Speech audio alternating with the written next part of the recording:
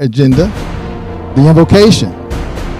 And the invocation will be provided by the CRA State Chaplain, Bishop Dwight Williams. Bishop, would you come forward, please?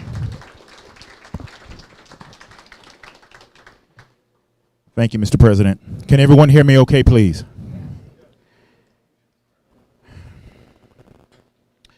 Before we proceed, there are a couple of individuals that we need to be in prayer for. I have been informed that Barbara Ford, who is an active part of our CRA family, suffered very recently a massive stroke. Barbara is a charter member of CRA, which is the South Los Angeles Inglewood Republican Assembly.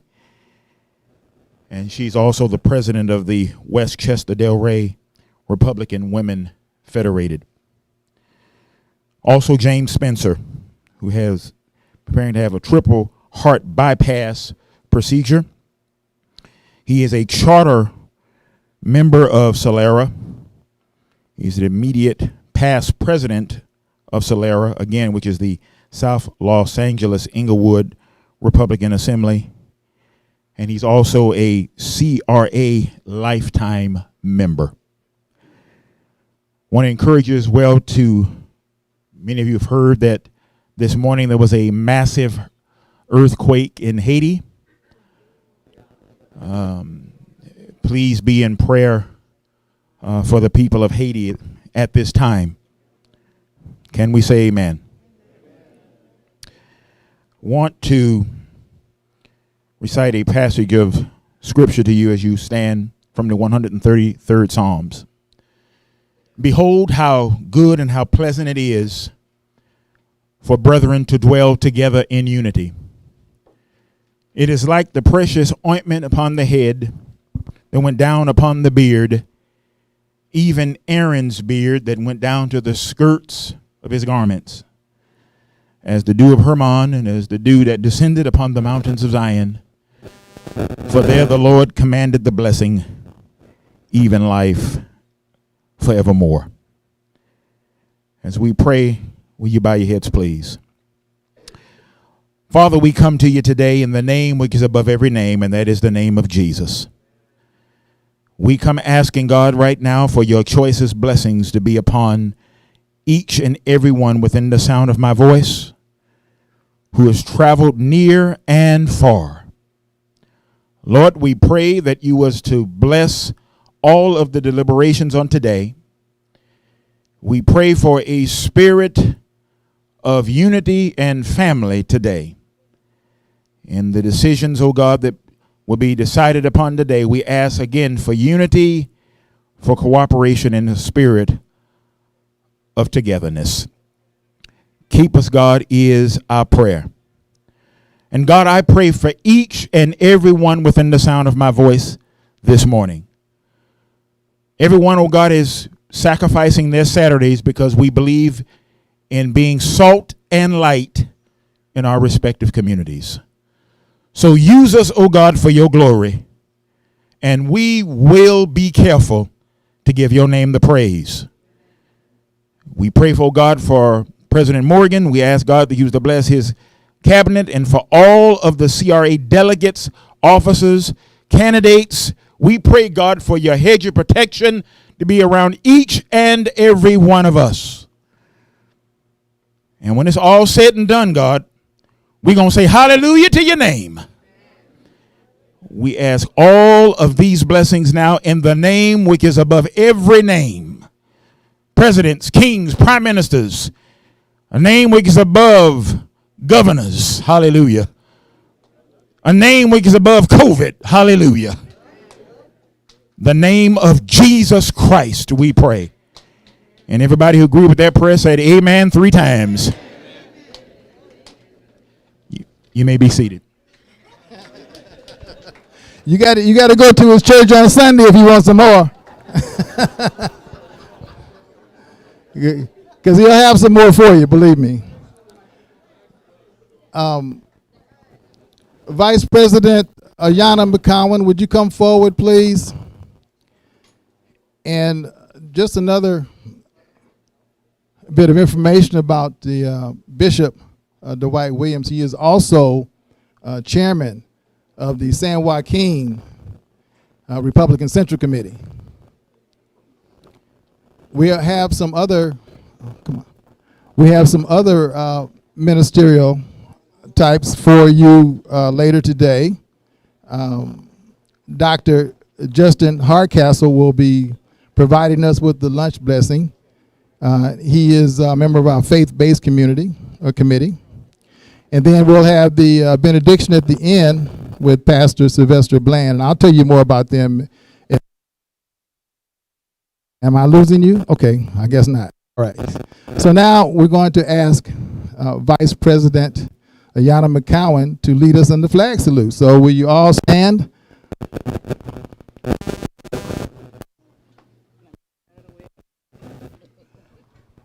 Good morning.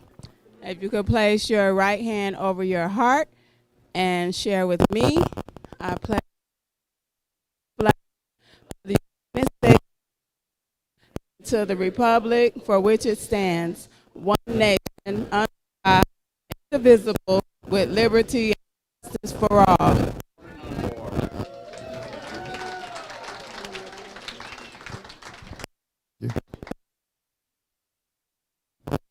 Thank you, Vice President Ayanna McCowan.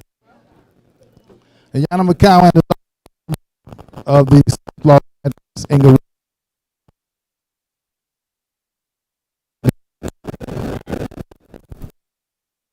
We just, I'm not going to do that. Come on, Mike. I'm going to see if I can keep working with it, and we'll proceed. Okay, welcoming remarks on the agenda. And again, I'd like to welcome all of you to our CRA special endorsing convention. Today we will be hearing from candidates for governor, and we will decide after lunch who the CRA will endorse. All of you who are delegates will be entitled for that endorsement.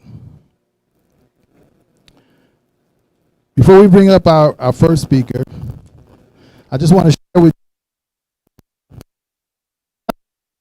Hello? Okay, here we go.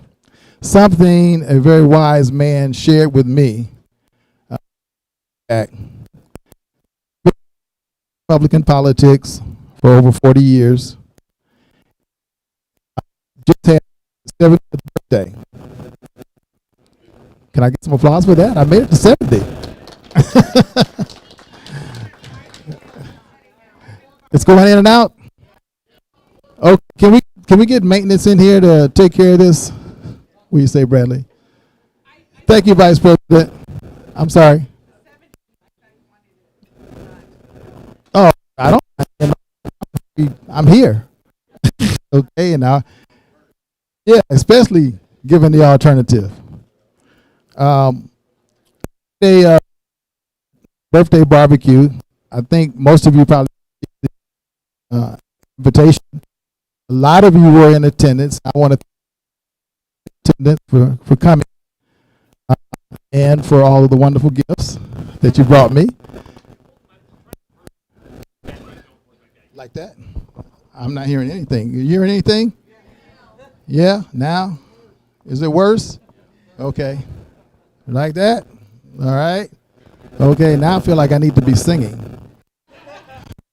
And I can't sing. No illusions. So I want to say a special thanks to California Republican National Committee man Sean Steele for attending and bringing his lovely wife, the Honorable Congresswoman Michelle Steele. We had a great time. And so for all of you who sent me well wishes, and I got lots and lots of them from you, and I attempted to thank all of you individually, but it was too numerous. So if you didn't get a thank you on email, I'm thanking you now. I appreciate the congratulations for my birthday.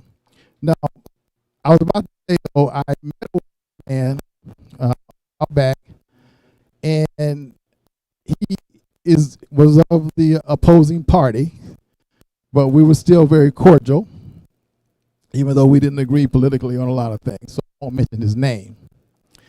But he had a very, I think, special career, and I was trying to figure it out because I was still learning in those days. And this gentleman, when I first became aware of him, and I do a lot of work in the Inglewood area, he became elected. He got elected to the Inglewood School Board. And then after that, he got elected to the Inglewood City Council. And then after that, he got elected mayor. And after that, he got elected assemblyman. And after that, he got elected to the state senate. And so each of these elections, he never lost an election. And so I asked him, I ran into him at the airport coming from Sacramento, and I said, I just want to, compliment you on having such a distinguished career politically. I said, how did you do it? You've never lost an election. And he says, 80% of being successful in politics is showing up. Okay, that's what he looked me right in the eye. He said, just show up. Okay, and you got 80% chance of being successful. So we invited all of the Republican candidates for governor to be here to talk to you and to make their case as to why you should endorse them for governor to replace Governor Nuisance. And I didn't pronounce that, nuisance. And so I want to say to all the candidates, just like it was told to me, you're successful now. Showed up. So thank you for that. So the first speaker, he answered our invitation first, which is why he's the speaker. Okay, it was no hesitancy, there was no delay, there was no forth. Okay? Answered the call immediately, and he's number one, and he was the first. And so I would like to invite him to come up. California legislator Kevin Kiley, would you come forward, please?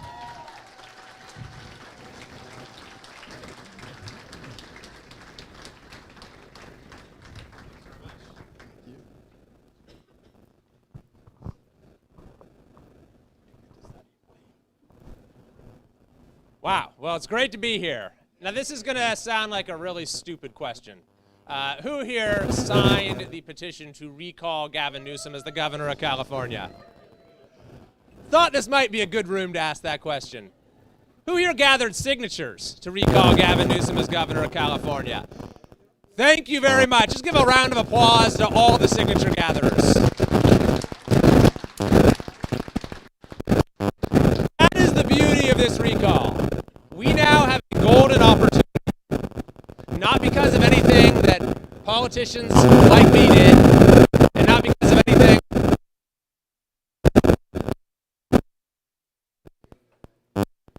Should I just stay stationary? Yeah, how's that? I'm really criticized for speaking more slowly.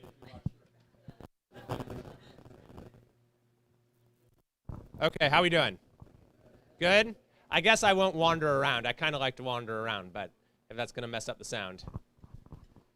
So this is a golden opportunity we have as a state, not because of anything that politicians like me did, and not because of anything that, let's say, the state party did, but because of what you did in your community, taking matters into your own hands.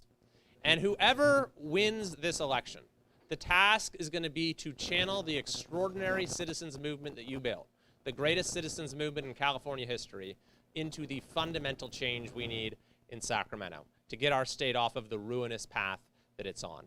And I think that the CRA can really show the way for how we can make that happen.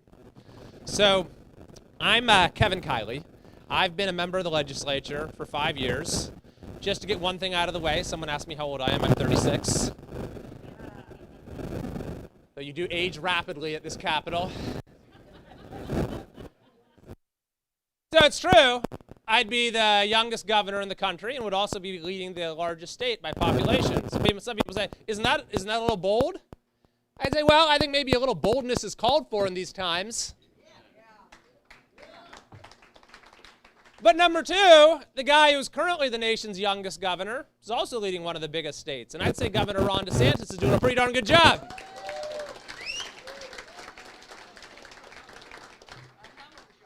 Matter of fact, don't know if you saw the LA Times editorial yesterday.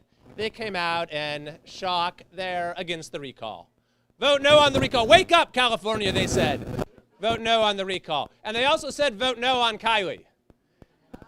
And the reason they gave is that I remind them of Ron DeSantis and Tom Cotton. That non-endorsement is the best endorsement I've ever got.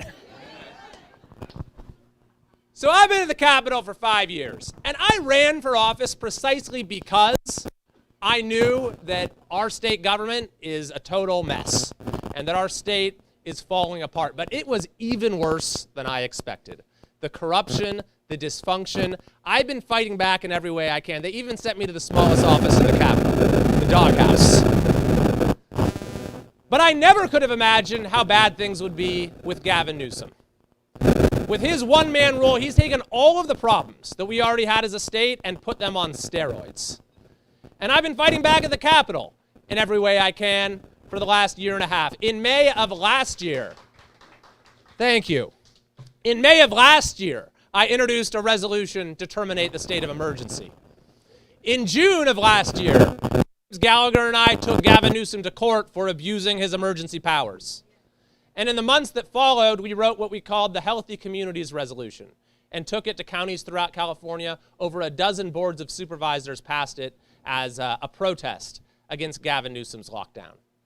But humming along this whole time, it was the people of California who are fighting back in the way that matters most. You know, the hero of this story is the California citizen. And you're bringing a whole different element to the equation. You know, putting the voice of the people of California directly on our state government, which is so fundamentally broken. See, that's the case I make to voters of all party affiliations. Even if you don't share the values of our party, the CRA, we have a government that is just fundamentally broken. I mean, think about it. When you pay the highest gas taxes while driving over the deepest potholes, your government is broken. When you pay for billions more in homelessness spending, yet watch tent cities multiply all around you, your government is broken. When your child's education is funded up to $26,000 per year, she still isn't taught to read, your government is broken. When you can get a good job, work hard, do everything right, yet can't afford a down payment on a house until your 40s, your government is broken. When you have to live in fear that your light switch won't turn on or your community will burn down, your government is broken. When you are told to take a shorter shower as water flows abundantly into the ocean, your government is broken. When you watch calculator-wielding thieves rob department stores in broad daylight, waving at the security camera on the way out, your government is broken.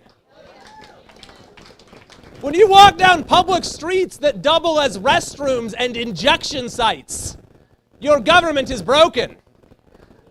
When your job is deemed inessential, and then your unemployment check flies over your mailbox and lands at a state prison, your government is broken.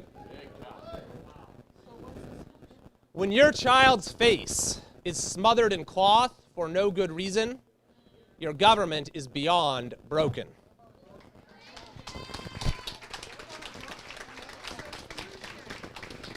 Everywhere you look, it is the same story.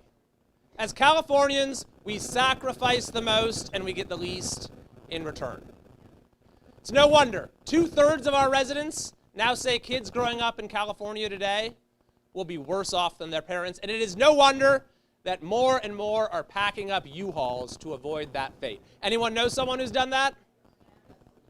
I mean, it's incredible. It's staggering. This used to be the state where anyone could get ahead, where the full glory of the American dream was realized. Now, it's the state that many can't wait to leave behind. So my message to California voters is, what do you have to lose?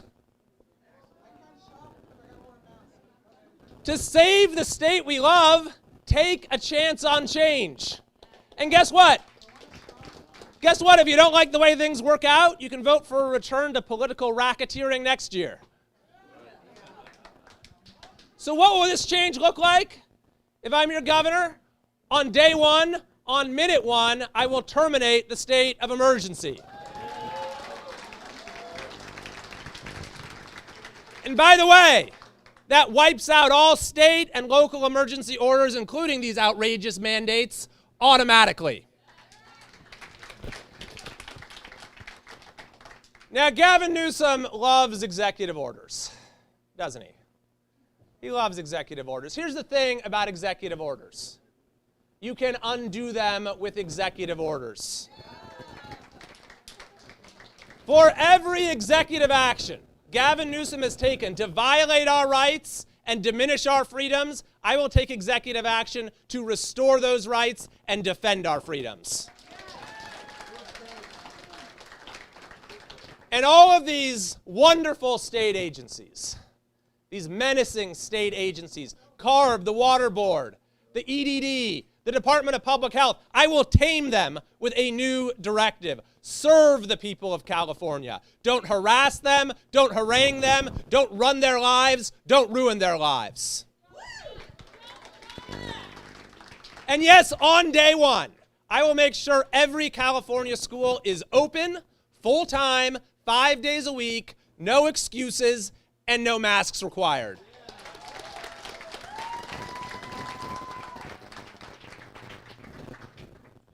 But unlike Gavin Newsom, I'll actually respect our separation of powers and our Constitution.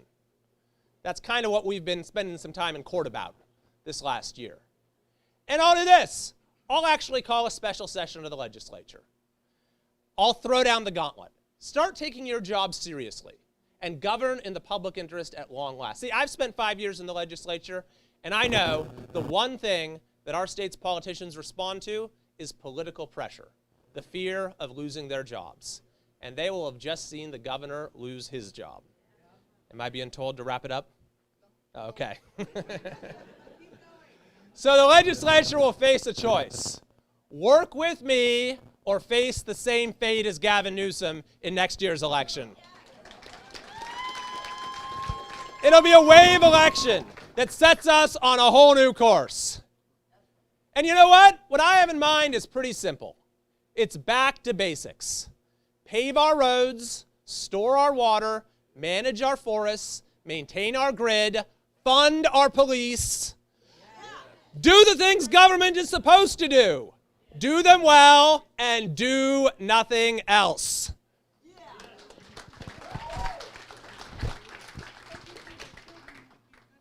You see, right now, we have an opportunity not just to reject the historic, unprecedented failures and abuses of the Newsom governorship, but to turn the page on the long-standing failures that got us to this point. We can turn the page on our state's disregard for the well-being of our kids, our students, by empowering families with school choice. We can turn the page on our state's disregard for the well-being, the welfare of our workers by enshrining as inviolable, never to be violated again, the right to earn a living. We can turn the page on our state's disparagement of religious freedom by putting worship and fellowship beyond the reach of any bureaucracy.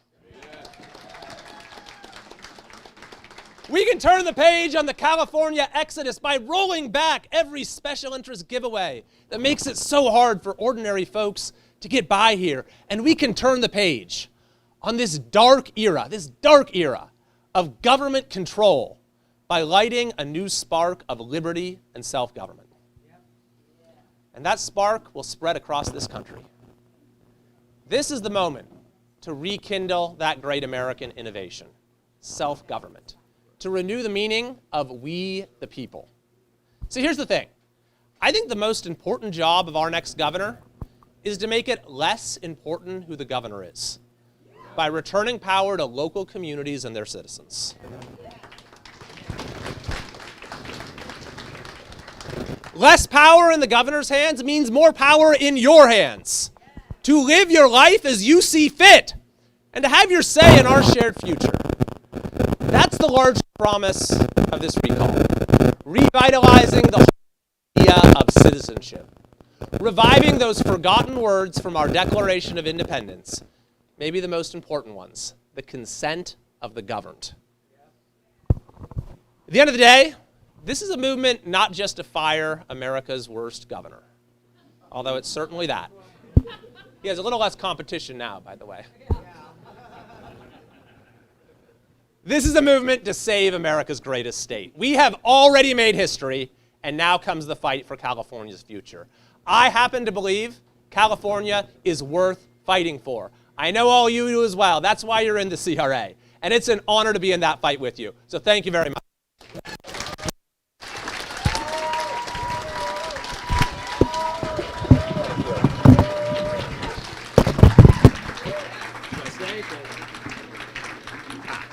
All right, we got the formal.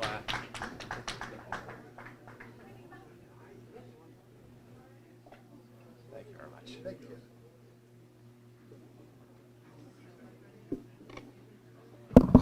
Kevin Kiley. Kevin Kiley. Outstanding. If you have not registered, you don't have one of these, you need to stop right now and go out and get one. You got to be registered here as well as what you did online. So please step out, go to the front desk, and make sure you get a badge. Okay? All right. Let me see. Get my eyes over here.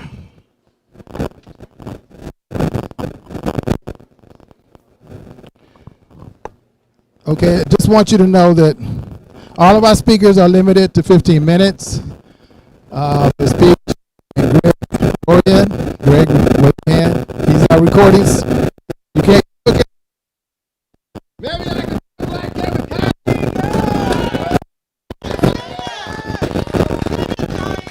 I should have took his speech class.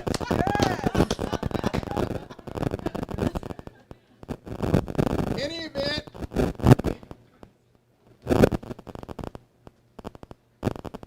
Gosh, I forgot what I was going to say now. I was yelling so loud, I forgot. Okay.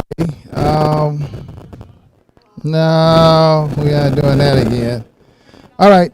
Our next candidate, I've had an opportunity to meet on several occasions and in several locations.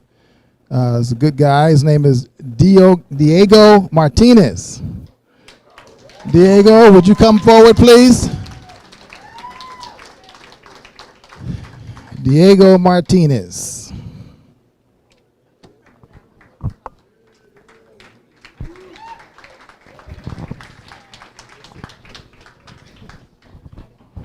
Can everybody hear me? Yes. We don't need that. My name is Diego Martinez.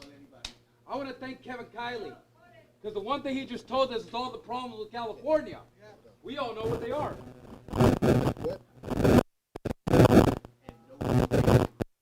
We'll try. We'll see if this thing works or not. Kind of keep it a little down here. Everybody back there can hear me? So one thing Kevin Kiley just did was tell us all the problems in California. Well, that was great. My campaign runs on real California solutions for the real California problems.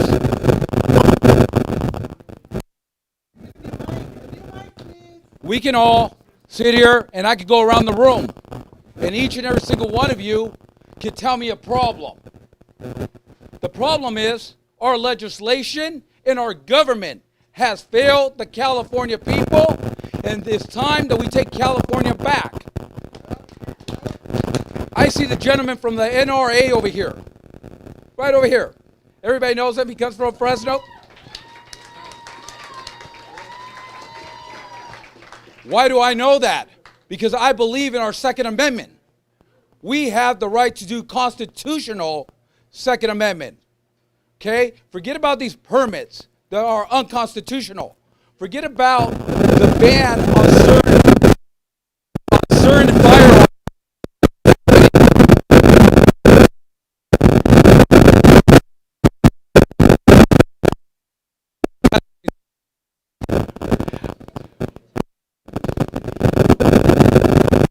Our Constitution has been trampled by our legislation. They forgot the one thing that JFK said. Ask not what your country can do for you, but what you can do for your country.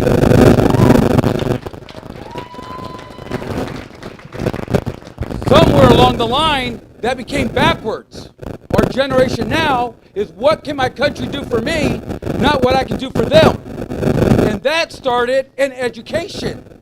We have a huge problem in education. Everybody running is going to tell you this, school choice.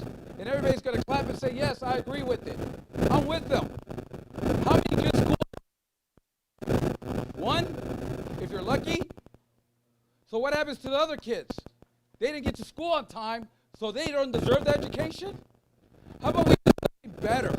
How about we actually go to the root of the problem, pull it out, and actually fix the education for every child, not just the special ones? How do we do that? We attack the legislation who writes what the teachers teach. Then we do the one thing that should have been done a long time ago. We pay the salaries of the teachers union, so we go and get rid of the teachers union. No more mask mandates. 277 needs to go. Parents should have the right to have a vaccination in your kids, because parents, we know what our kids need, not the government. The government needs to step out of our kids' lives. That also includes medical freedom. Your 14-year-old daughter shouldn't be able to tell a parent, you cannot come in here with me. We parents are the ones who are going to have to stand behind our kids' mistake, so why shouldn't we know about it first? The government has overreached, and it's time that we take their hand out of the cookie jar.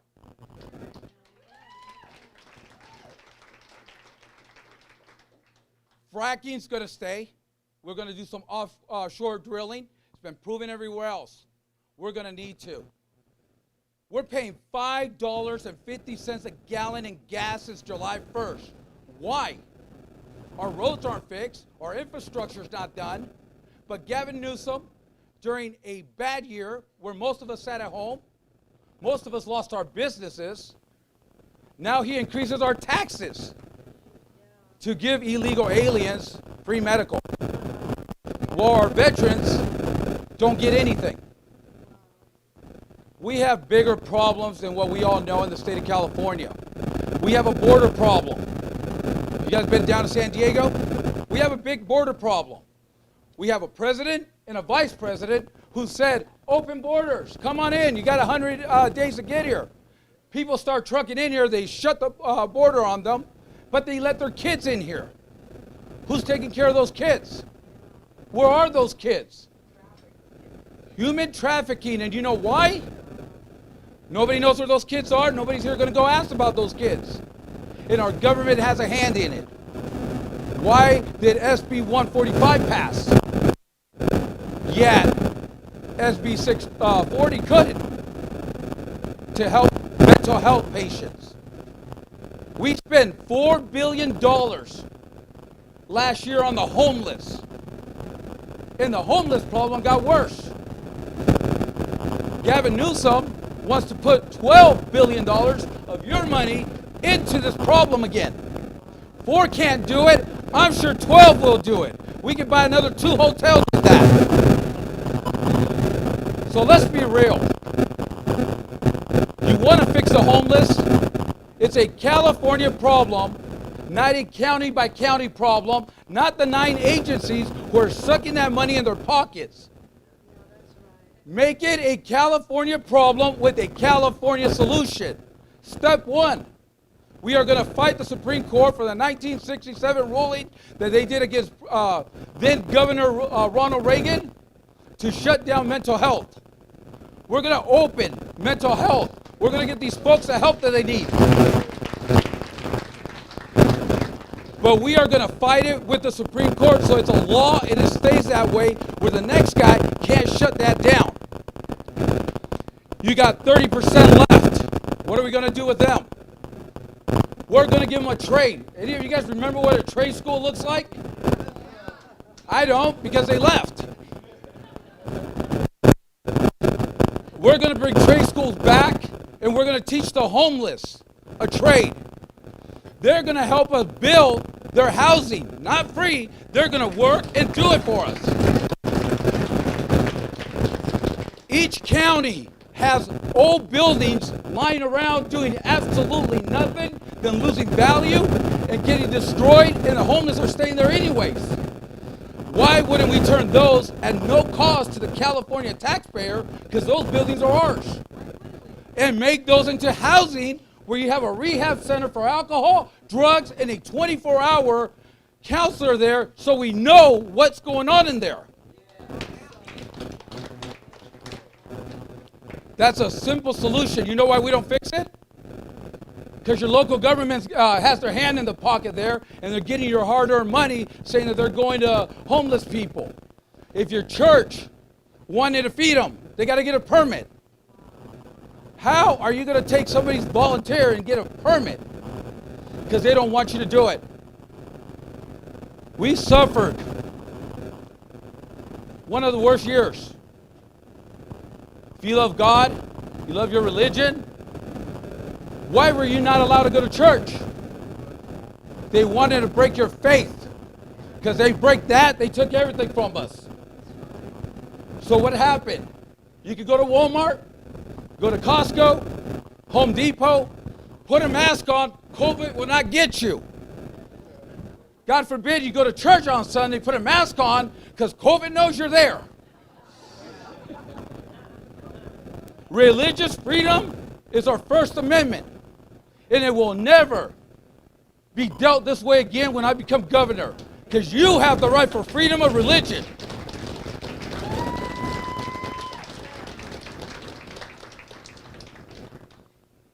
If you come from the Central Valley like I do, or anywhere, or you ever been a farmer, or you know somebody who's a farmer, shoot, if you're going to go take a shower right now, you'll be lucky to have water.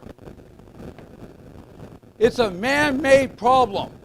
We are dumping 19% of the federal water into the ocean every day, 5% of the California rights to the water into the ocean. Yeah, we're in a drought. So how do we fix that? The reality is the next governor, the minute he talks or she talks about water rights, we'll be in court. 10 days. Exactly what I want him to do. Why? We have 3 desalination plants ready to be turned back on that Governor Brown shut down. 1 up north, 2 down here. Guess what? We need water. California people need water. I'll buy the water from the desalination plants, dump it back in our reservoirs, and we'll have water while we go to court.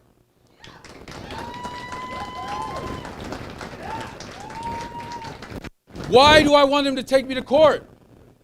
Then we can actually legislate the water rights in a court, not outside in a boardroom. So it's not money, it's reality, where our farmers will get the water rights that they deserve to the right places. Somebody said, why don't you buy water from the neighboring state?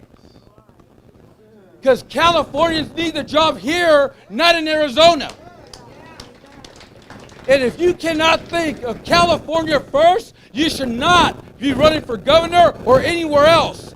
This isn't about America first. It's about California first.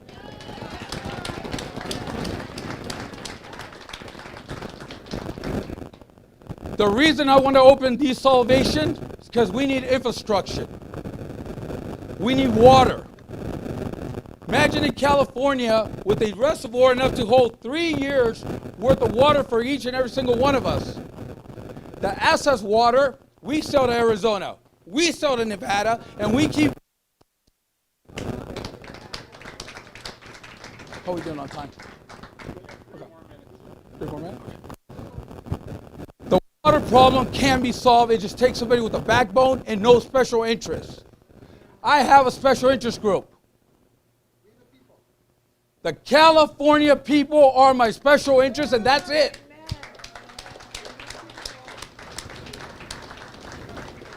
Most of us been watching the races as they're going on. There's 2 forms of candidates. The ones that get on the debates that everybody knows, and the ones of us that self-fund our campaigns, go to work every day, go to rallies, go stand on top of freeways, wave flags, go out and get signatures for the recall. Yet, they don't want us on television. Why? Because we have real solutions for the real problems.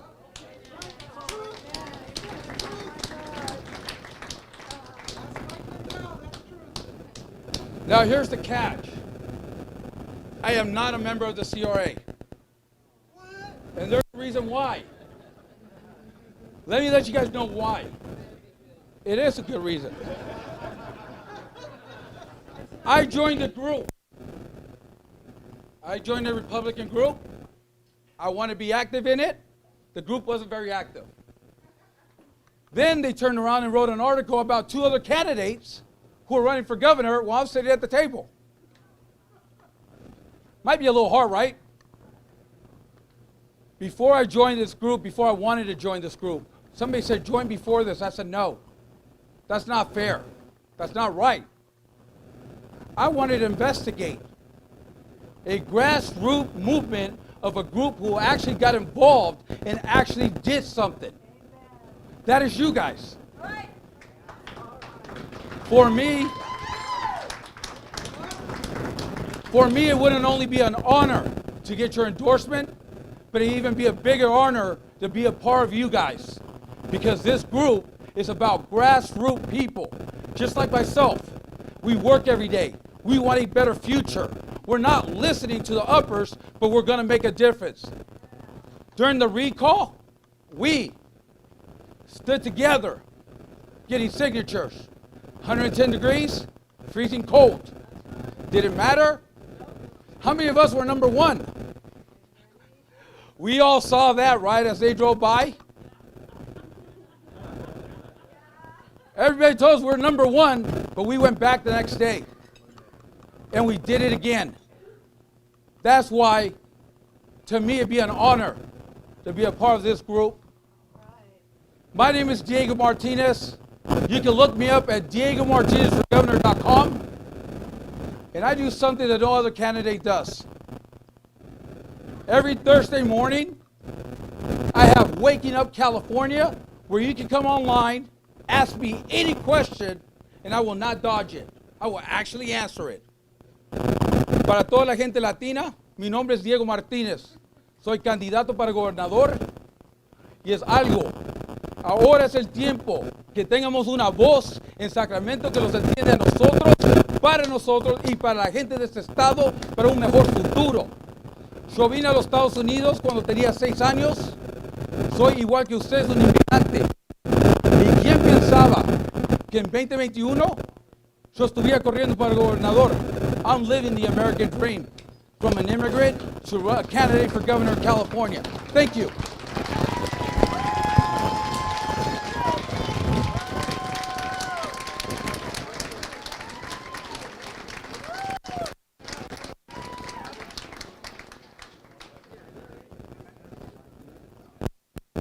Appreciate you having me. Sorry. Stand. Diego Martinez. All right.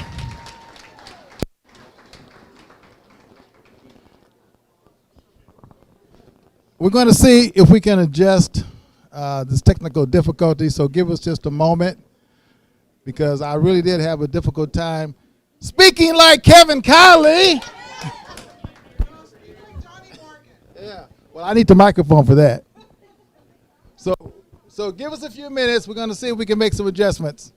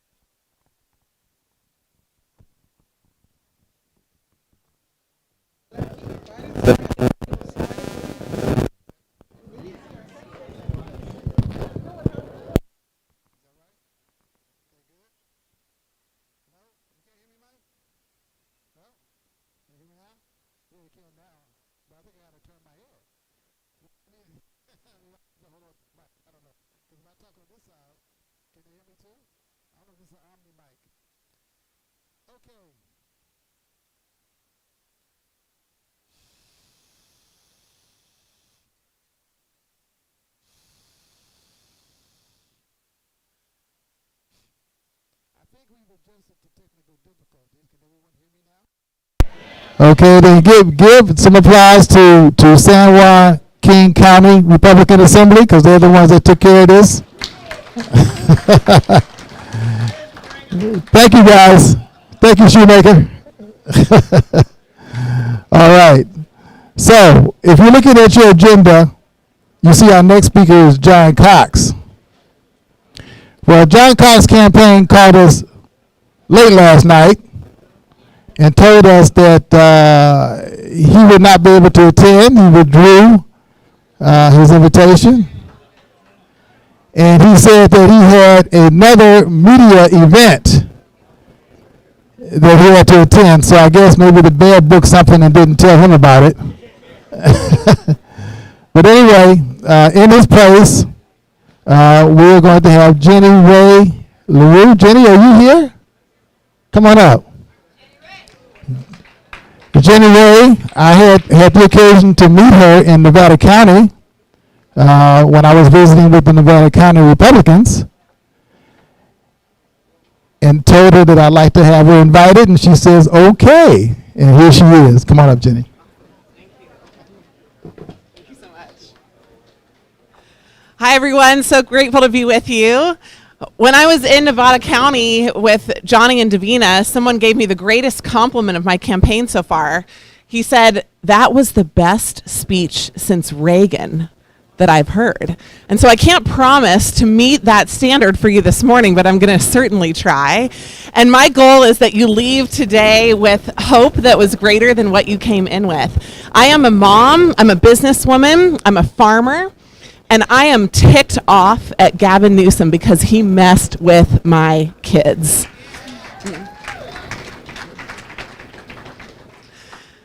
I'm Ivy League trained. I started my career at a company called Bain & Company, and don't boo because Mitt Romney also worked at Bain. Bain's a great training ground for strategy and for solutions. And I came out of Bain and I said I want to build something of my own. So I built two companies, one that was focused on energy technology, one that was focused on payments technology. And 9 years ago, I was working for a different business after I had built those companies. The business was headed in the wrong direction. Have you been in a place that's headed in the wrong direction? Anybody feel like we might be there right about now? Yes. And so my plan was to quit. That's the rational thing to do if you're working for an organization, participating in it, and it's not headed in the right direction. And on the morning of my quitting interview, as I like to call it, my scheduled time to go in and give them my notice and tell them I was done, I had a moment that I think was a God moment. And in that moment, I thought, I'm going to buy that business from him, take it out of his hands and take it in the direction that I think it needs to go. And so I walked into the meeting and I said, it seems like you're done with this. Like you have no vision and no plan for the future. Well, I do. Hand it over to me. I'll buy it from you. And I bought that business 9 years ago, and I have grown it to where it is, which is a private company that I'm incredibly proud of. Consulted the sexiest firm you've heard of. My family and I live in Reading. We live on a farm that's 181 acres, surrounded by absolutely no. My social media presence was absolutely purpose.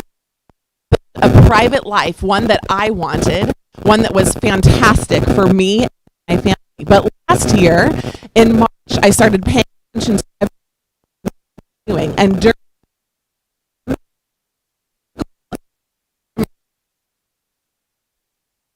like all the rest of the state. Effective. You guys hear me? All right. How's that?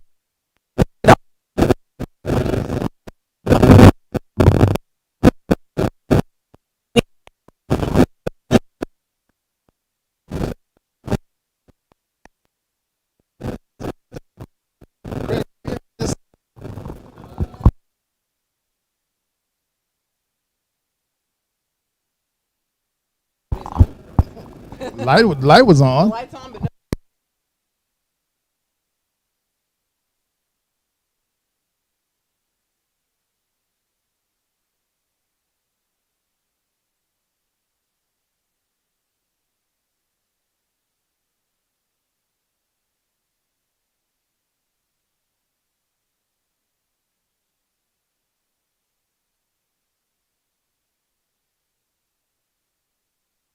You mess with the schools, you mess with kids, families, and businesses, right? Kids, families, and businesses were affected by the school lockdowns last year. And so my business went into crisis. My kids came home. That's fine for us. We can handle that.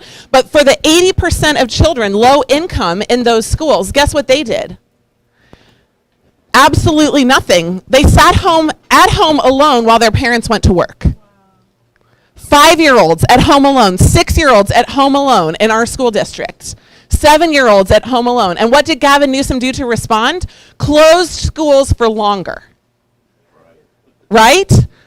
So I'm not okay with this. I'm not okay with this for my kids. I'm not okay with this for the kids that are in our school districts. I'm not okay with it for the kids of California. So I built my own plan. Early April of last year, I said, there must be another way to manage COVID. Guess what? There is. Right? And for a business person who understands data and solutions, guess what that is? Define an emergency correctly.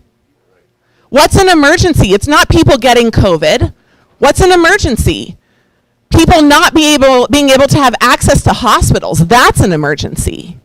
All right? But we almost never in the last 18 months hit an emergency state in the state of California. Yet Gavin Newsom has kept his grip on power and away from the freedom that we so dearly live in this country for. All right. So what are the solutions? Well, the solutions are to manage the real emergencies in our state. What are those? Well, there are 3 of them. And people are leaving the state because of these reasons. Number 1, we cannot live in our state effectively. Right? We have no hope for the future of life in this state. Our schools are ranked at the bottom of the pack. What will fix it? The legislature proposes that critical race theory will fix it. Will it? No, come on. What fixes it? Preparing a workforce for the future. Having people graduate from high school with a trade, with coding, with engineering abilities to fill the jobs that we are creating today in California. It's an entire curricular overhaul away from critical race theory and towards something that we want instead. Come on. What else? It's housing, right? How many of you are surrounded by a homeless camp somewhere in your daily life? You drive past it, you walk past it, it's in front of your home or place of business. Yes, they have gotten worse under Gavin Newsom. Why? His plan for everything is spend more money, add more programs. Right? Does that sound like a great idea? Well, if spending money is the hallmark of success, I can show you a couple people that are on drugs that I don't think are a great solution for this. Come on. Spending money is not the hallmark for success. Solving the problem is a hallmark for success. What is the problem with homelessness? We have 4 types. The 2 most common types are substance abusers and mental health illness. We need to address the root causes of our homelessness, not housing and housing solutions that are band-aids that politicians have created to make themselves sound and look better. We need actual change for housing in our communities, and it starts with root problem solving. In addition, we need to build more housing. We underbuilt in the last 4 decades. We have been wandering in a 40-year wilderness in California with no vision for the future. And we have ended up with no water storage. We have ended up with too little power storage. We have ended up with the things that will create the society of the future underinvested in, which includes all of those infrastructure pieces. If I had the budget surplus that Gavin Newsom had today, I would invest 100% of it in our schools and in our infrastructure. That's where the money would go for the future of California. And I'm going to get my hands on some of that before he spends it all.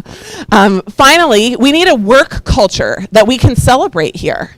Right? I'm a business person, and every year I wake up thinking, how will the state punish me this year? Right?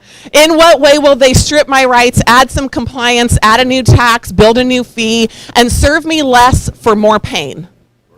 Right? That's what it looks like to live in California as a business person. What's the problem with that? It assumes businesses are captive. It assumes that they can't leave, that they're retail businesses or manufacturing businesses. What is our growth in business right now? It's services, it's technology. If those businesses leave, then the innovators that power the future leave our state. And guess where people go? They go where people are, not where sunshine is. Right? The people are our investable resource in California, and we will lose them if we do nothing today. That's why when I thought about running for governor, I thought about 2030. It's insane to jump into a race like this from a year ago where I was running a business in crisis and to run right now for governor, but we cannot wait. This is the most urgent election of our lifetime, and we do not need a politician or a celebrity to lead us into the future. We do not.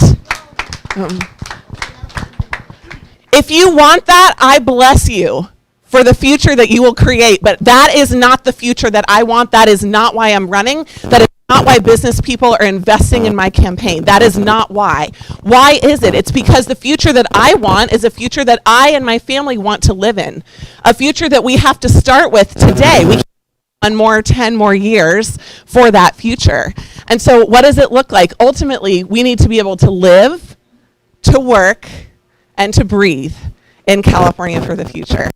So with that, I just want to give you a little bit of encouragement. We have 4 weeks. 4 weeks. What will this 4 weeks take? It's an opportunity for the Republican Party, you guys, for Republicans of all types to say, this is what we want. This is an election where we do not have to settle. It's a rare opportunity. We usually have to choose the least worst. We do. I mean, otherwise we're just being crazy. But not in this election. We get to separate our vote between question 1, Gavin Newsom, yes or no? Very good, very good. The answer is yes, yeah, just in case you were wondering. I think we're all good on that one. I do a lot of education on the road, but yes, good one.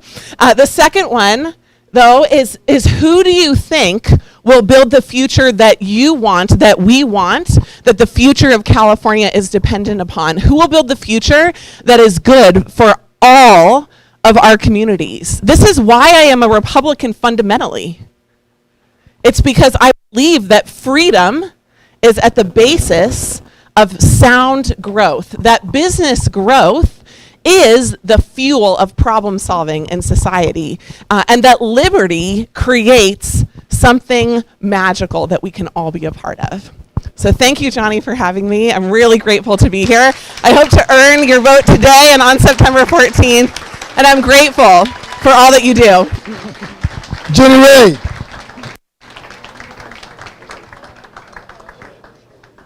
Second, we get that beautiful CRA sign in there.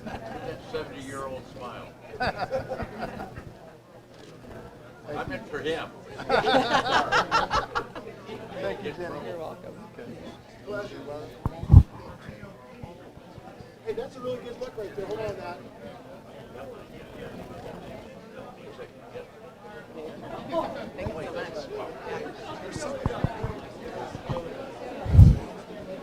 Jenny Ray.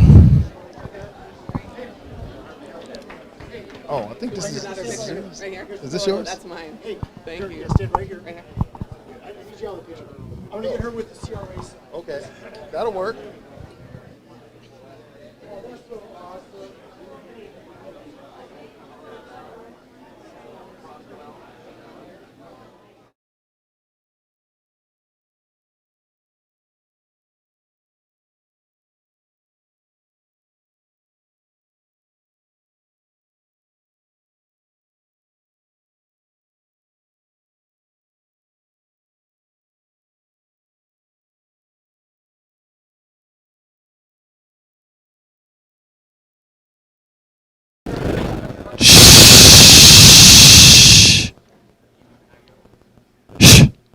Thank you so much.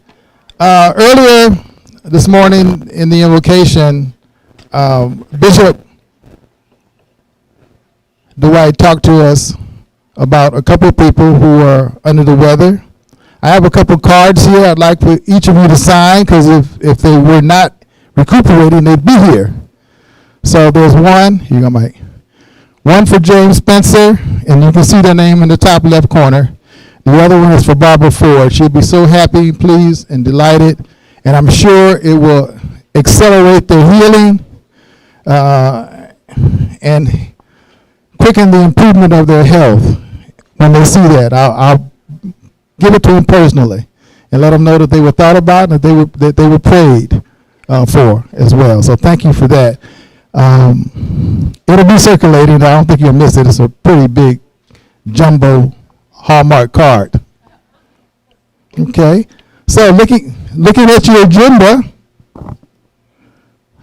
we have our next speaker is Leo S. Zaki. Leo, are you here? Leo S. Zaki, are you in the room? Well, he agreed to be here. Yeah, but we didn't get a cancellation, but his presence or lack of says it all. So I'm going to use a minute. Shh. Shh. I'm going to use a minute of his time that he was allotted to have you focus your attention on this little invitation. There should be one at your table. It says NFRA 2021, October 8th through the 10th, Scottsdale, Arizona. Everybody see this? Yes. Okay. We would like each of you to attend. Okay, this is our national chapter. We are a chapter of the National Federation of Republican Assemblies. Yes, California is one of them. And the National Convention will be held in Arizona, which is right next door, so you don't have to travel far. But we make a vacation out of it. Hey, it's Scottsdale, all right? But please plan to be there with us. If you are available to join us here, send me an email, call me, text me. But I need a copy of your registration receipt. Once I receive a copy of your registration receipt, I will make you a delegate from California. Okay? And we want as many California representatives there as we can get. It's a fun time. I don't know if any of you ever been to an NFRA convention. Go on their website and take a look at who they are and what they do and what's been involved. But we have about, I think, 20 states now who are chapters of the National Federation of Republican Assemblies, and their representatives will be there. They enjoy meeting and talking to people from California. They think they're very interesting people. after they get over the fact that we exist. Okay, so we need you there to make sure they know we're here. Okay, and we need their help. But you know, we are growing here in California, the Republican Assembly, like never before. Shh. A lot of people are waking up, especially Republicans, and realizing that they can no longer watch the news, sit on the couch, curse, spit, yell, and then get up and go to bed. Okay? These type of Republicans sit around and they read the paper and they go, oh my God, somebody needs to do something about this. Okay, well, guess who the somebody is? Us, that's right. We the people, exactly. We're the somebodies. And, you know, I know there's a lot of things that you guys could be doing on a Saturday afternoon as opposed to being here, but you chose to be here, and you chose to be here because you want to see change. Not only do you want to see it, you want to make it. And so we're going to be honoring 3, maybe even 4 chapters today who have just formed. You'll see that after lunch. We are having a tremendous increase of interest in the Republican Assembly. A lot of our chapters, local chapters that have been dormant, are now being reactivated. A lot of areas where we never had a chapter, yes, applause, because all of you are doing it, are calling us saying, we want a chapter of the Republican Assembly. We need to do something. We got work to do. And I agreed with them, and they said yes. And so I want to thank a couple of people in particular who's been working very, very hard to make certain that these chapters come in. They understand what our rules are. They understand our bylaws. They understand our procedures. And most of them say that's why they like us, because we follow our bylaws and we do have rules and requirements, unlike some other political organizations that I will not name. No, not out loud. We all know, yes. Okay, so these individuals, and I think they're probably still out in the lobby, but you tell them that I mentioned their name, is Vice President Catherine Loy. Give her some applause. She's been running up and down the state, meeting with organizers who want to start chapters or who want to reactivate chapters. The same thing with Davina Kaiser, who you registered with out front. Give her some applause. She too have been attending their meetings. As you know, you have to have 2 meetings before you can establish a chapter of the California Republican Assembly. And so they have attended many of those because they have to have a board member to sign off, you know, that it happened. Because we aren't creating paper organizations, okay? We're creating organizations with real people.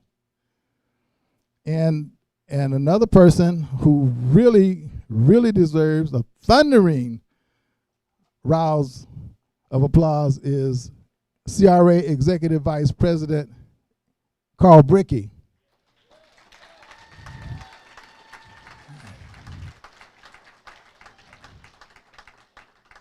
Most of you have had some interaction with Carl Brickey at some point or another, and I know all of the new chapters and the reactivated chapters have. And he is really the engine, you know, that keeps this momentum going. So we really appreciate him, the work he does, and all the effort he puts in. I mean, he's just tireless, seemingly. But he really works hard. Now, I got a little note here from Jenny Bigelow, who is president of the Costa Mesa Republican Assembly, and she, oh, where's Costa Mesa? Over there? All right, yes, Costa Mesa Republican Assembly, and they're coming on really strong. They have a new member who just became a U.S. citizen and will be sworn in on August 26th.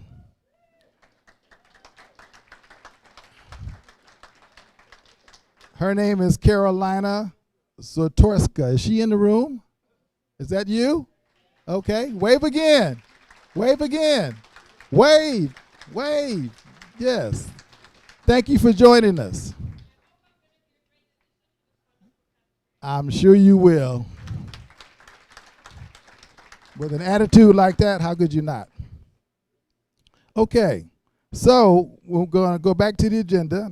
Those are my public service announcements. Next on the agenda is Doug Osei. Osei, Congressman Doug Osei. Is Doug here? Doug Osei, are you in the room? Another 80%, huh? He's outside? Okay, would you bring him in, Steve?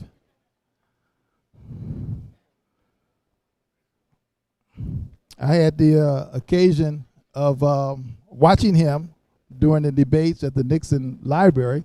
Did anybody see those debates at the Nixon Library? A few people? Okay. Yeah, I did too. And yeah, that was a resounding statement that he made there at that forum. So if he's coming in, we'll give him a few seconds. Yes, I understand. I'm sure. Okay, so Leo Zaki was a no-show. This is going to go on his permanent record. No-show. And John Cox. Okay. And let's see. Okay. Well, if he comes in, we'll talk to him. But let me talk to you a little bit more, because I'm taking up his time now, so he'll have less when he gets here. All right. Well, he's 2 minutes short.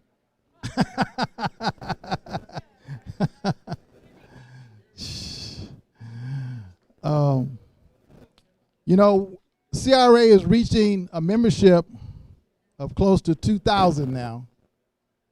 And we need all of you to bring us over the line. All we need you to do is just recruit one person who is of like mind and have them in the CRA, your chapter, or at large.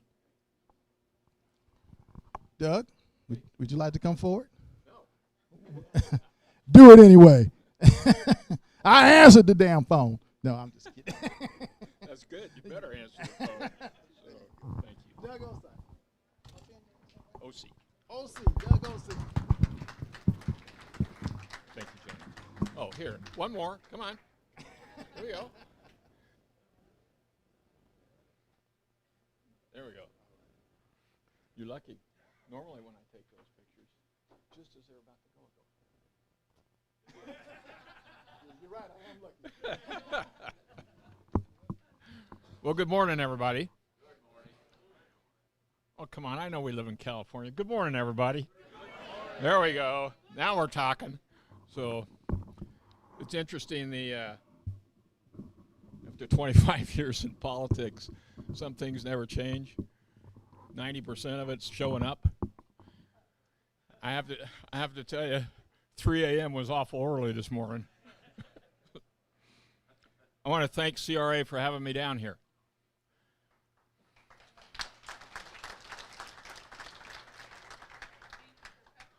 I am determined to pose questions in the next 30 days that allow us to clarify where this state is going and who shall lead it. I happen to think we are on the wrong track, and I know I'm not alone. I want to talk about a couple things. There's a mindset in politics these days on the other side of the aisle that believes that we can reduce risk to zero, that everybody can be, wonderfully, and it's like, it's Andy of Mayberry is the thing that comes to mind here, but anyway, the Democrats think we can reduce risk to zero. And the part that cracks me up is that they've just turned around and talked to their spouses or their siblings. They get a very clear lesson that that is literally impossible. You cannot reduce risk to zero. Period. As Newsom says, end of story. So when the Democrats come forward and they start talking about all these policies, by the way, how many minutes do I have? Don't I get caught? The guy that didn't show, don't I get his too? Hey, you can't blame a guy for trying. Come on. All right, so I'm going to speed it up here. Democrats think you can reduce risk to zero. So they run around saying, well, you got to put on a mask here and you got to put on a mask there. You got to have a vaccination here. You can't go into that store. You can't go into that store, but you can go into Walmart. Or you can go into Home Depot, which, by the way, I'm glad I can go into Home Depot, even if 2x4s cost $8 and plywood costs $65. The Democrats are pursuing this thought or this program of reducing risk to zero, and they are going to fail. They will never, we will never, none of us will ever get to zero risk. So the question becomes, how do you manage that risk?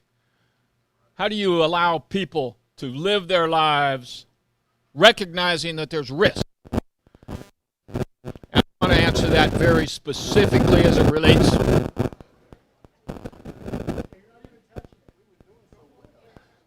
I'm gonna demand extra time. That's just all there is to it. So as it relates to zero risk,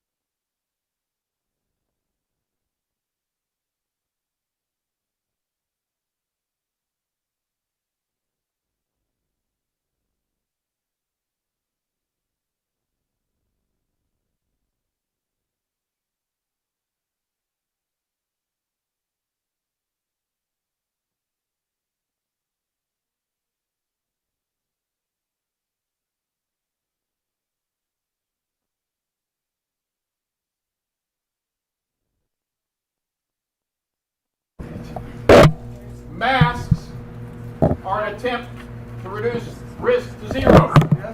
Vaccinations are an attempt to reduce risk to zero. It will never get there. So our leaders need to recognize that and respect the right of individuals. If they want to wear a mask, let them wear a mask. If they don't want to wear a mask, no more mandates. Same with vaccinations. Now, you can roll out all the statistical information that you want in front of me, and I'll evaluate it just like you will. But if you try to tell me what to do, if you're the government trying to tell me what to do, we're going to have a conversation. And I hope that's the same with all of you, too. That's right. So, on masks, vaccinations, you don't want to wear a mask, you don't want to have a vaccination.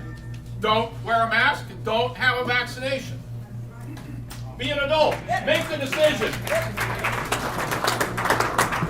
On homelessness, I want you to understand that if I'm fortunate enough to get your support and your votes and become governor, I am going directly at this issue of homelessness. I am not going to sit there with blinders on and ignore the debris, both human and otherwise, along our freeway off-ramps and in our parks. I am not going to settle for needles and used hypodermics in the play areas that our children would otherwise be using in public parks. We're going at this. We're going to get the people that need help the help they need. We're going to make it mandatory.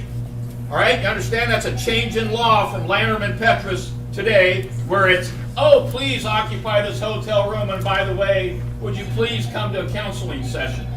That's such a crock in the real world that it's insulting that one adult would say that to another. Yes. Oh, please come to treatment. It's like the drugs don't have a stranglehold on their entire character. I mean, come on. It's just ridiculous. Right. It just perfectly crystallizes the whole Democratic policy agenda. It's just ridiculous. All right? Now, I am a farmer. Yeah. Yeah. How many farmers we got here? Right here. How many farmers we got? Stand up, you farmers. Stand up. All right, sit down.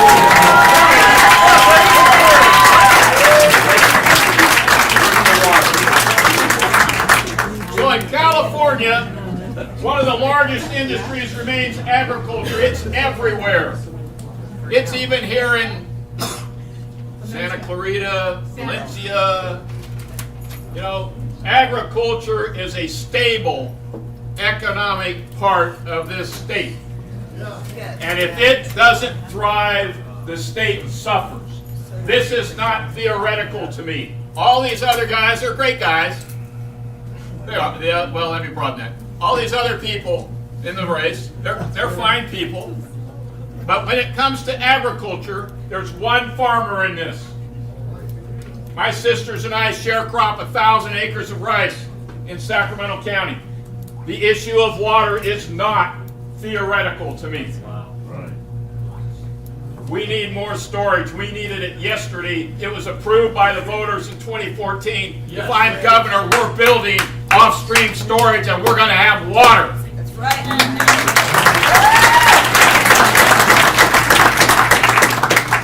On wildfires, not so much down here, but up north, Woodsley. well, it's pretty bad. Thomas. When I was in Congress, working on the Ag Committee, the Forest Service Street was jurisdictional to the Ag Committee.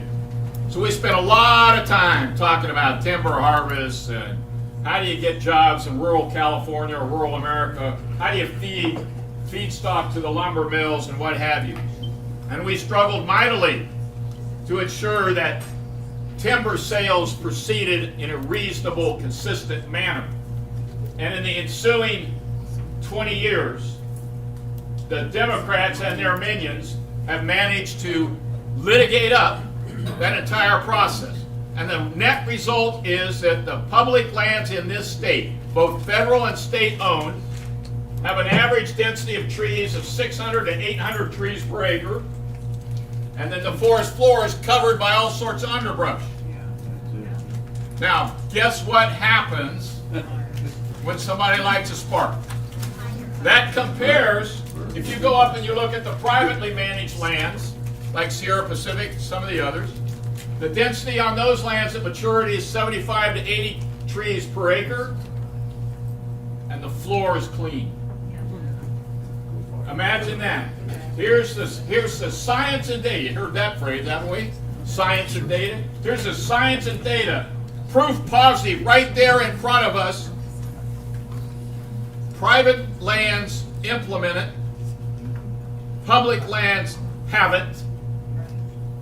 All of our friends on the other side of the aisle tell us, oh, we've got to preserve these trees. We've got to do this. We've got to do that. And oh my goodness, we got to reduce emissions. And then something happens. Forest fire happens. Wildfire happens. Millions of tons of carbon dioxide get released from the trees. And all of the people who were telling us that we couldn't cut trees down disappear. That's right. Where'd they go? Yeah. You know? Where are they?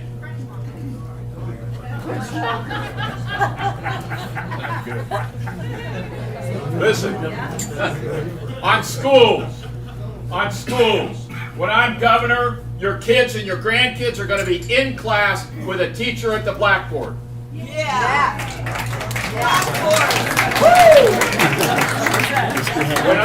When I'm governor, you know, this morning the LA, or maybe it was yesterday, LA Times took a shot at me for being a strong proponent of agriculture, and then they also took a shot at me for being a strong advocate of more prisons.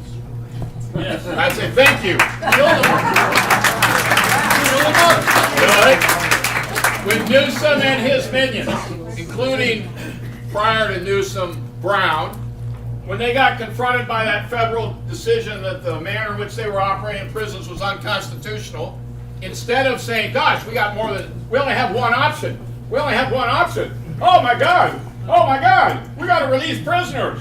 Well, there's a second option. Build some prisons. If these people who wish to violate our houses, attack us, steal our stuff, if they intend to continue that behavior, my response is 24/7. We'll take care of you. You know, build more prisons. All right. Newsom made it clear in January of 19 in his first budget, budget number 1. That he was intent on closing prisons. You can go look at the document. He says he was going to close 2 prisons. In May of 2020, on the pretext that COVID was an undue risk to inmates, he released 20,000 of them. Now, in September of that same year, the sociologist came back and said the best place to get herd immunity anywhere is in a confined area like a prison. But then you didn't see any effort by Newsom or his pals to get all those 20,000 back into custody, did you? I am so sick and tired of people like Newsom. So are we. Like people like, do you want to speak or shall People like Newsom saying one thing and doing another, and I want to put a stop to it, and that's why I'm running for governor. That's why I'm asking you for your vote and your support. Let's get this state back on track. Let's make it possible for our kids can have a chance at the same opportunity you and I had, and let's quit putting up with mumbo jumbo malarkey. That was pretty good. Mumbo jumbo malarkey that the Democrats keep putting on us. I ask you for your vote. Listen, in 6 years, this is a clarifying difference between me and every other person in office today or running for this office. In 6 years, when I was in Congress, I did 600 town halls. I did not hide. I took press conferences. I answered direct questions. Johnny's about to tell me to shut up, but I'm going to ask for extra time. So, when I'm governor, I'll be back. I'll be back in the central committees. I'll be back at the CRA chapters. I'll be back at any Republican group that gathers with 2 people. I'm going to be there, kind of thing. You know? We have to stand up. We have to fight back. We have to make it clear that we're done putting up with this stuff. That's the essence of my campaign. I ask you for your support. Let's just make this happen. Recall Newsom, elect Ocean. Thank you for your time.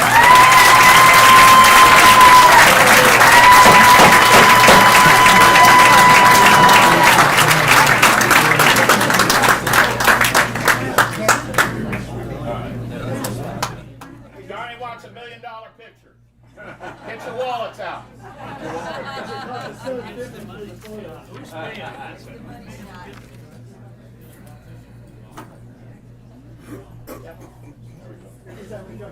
One more? Well, here. Wait a minute. Like a flag right here. Thank you.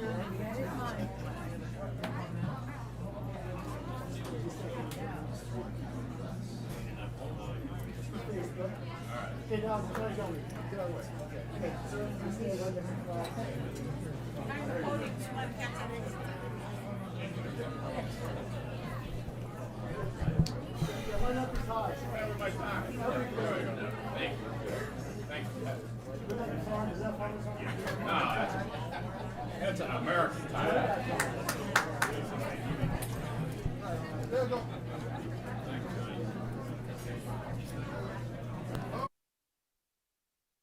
I'm going to have to learn.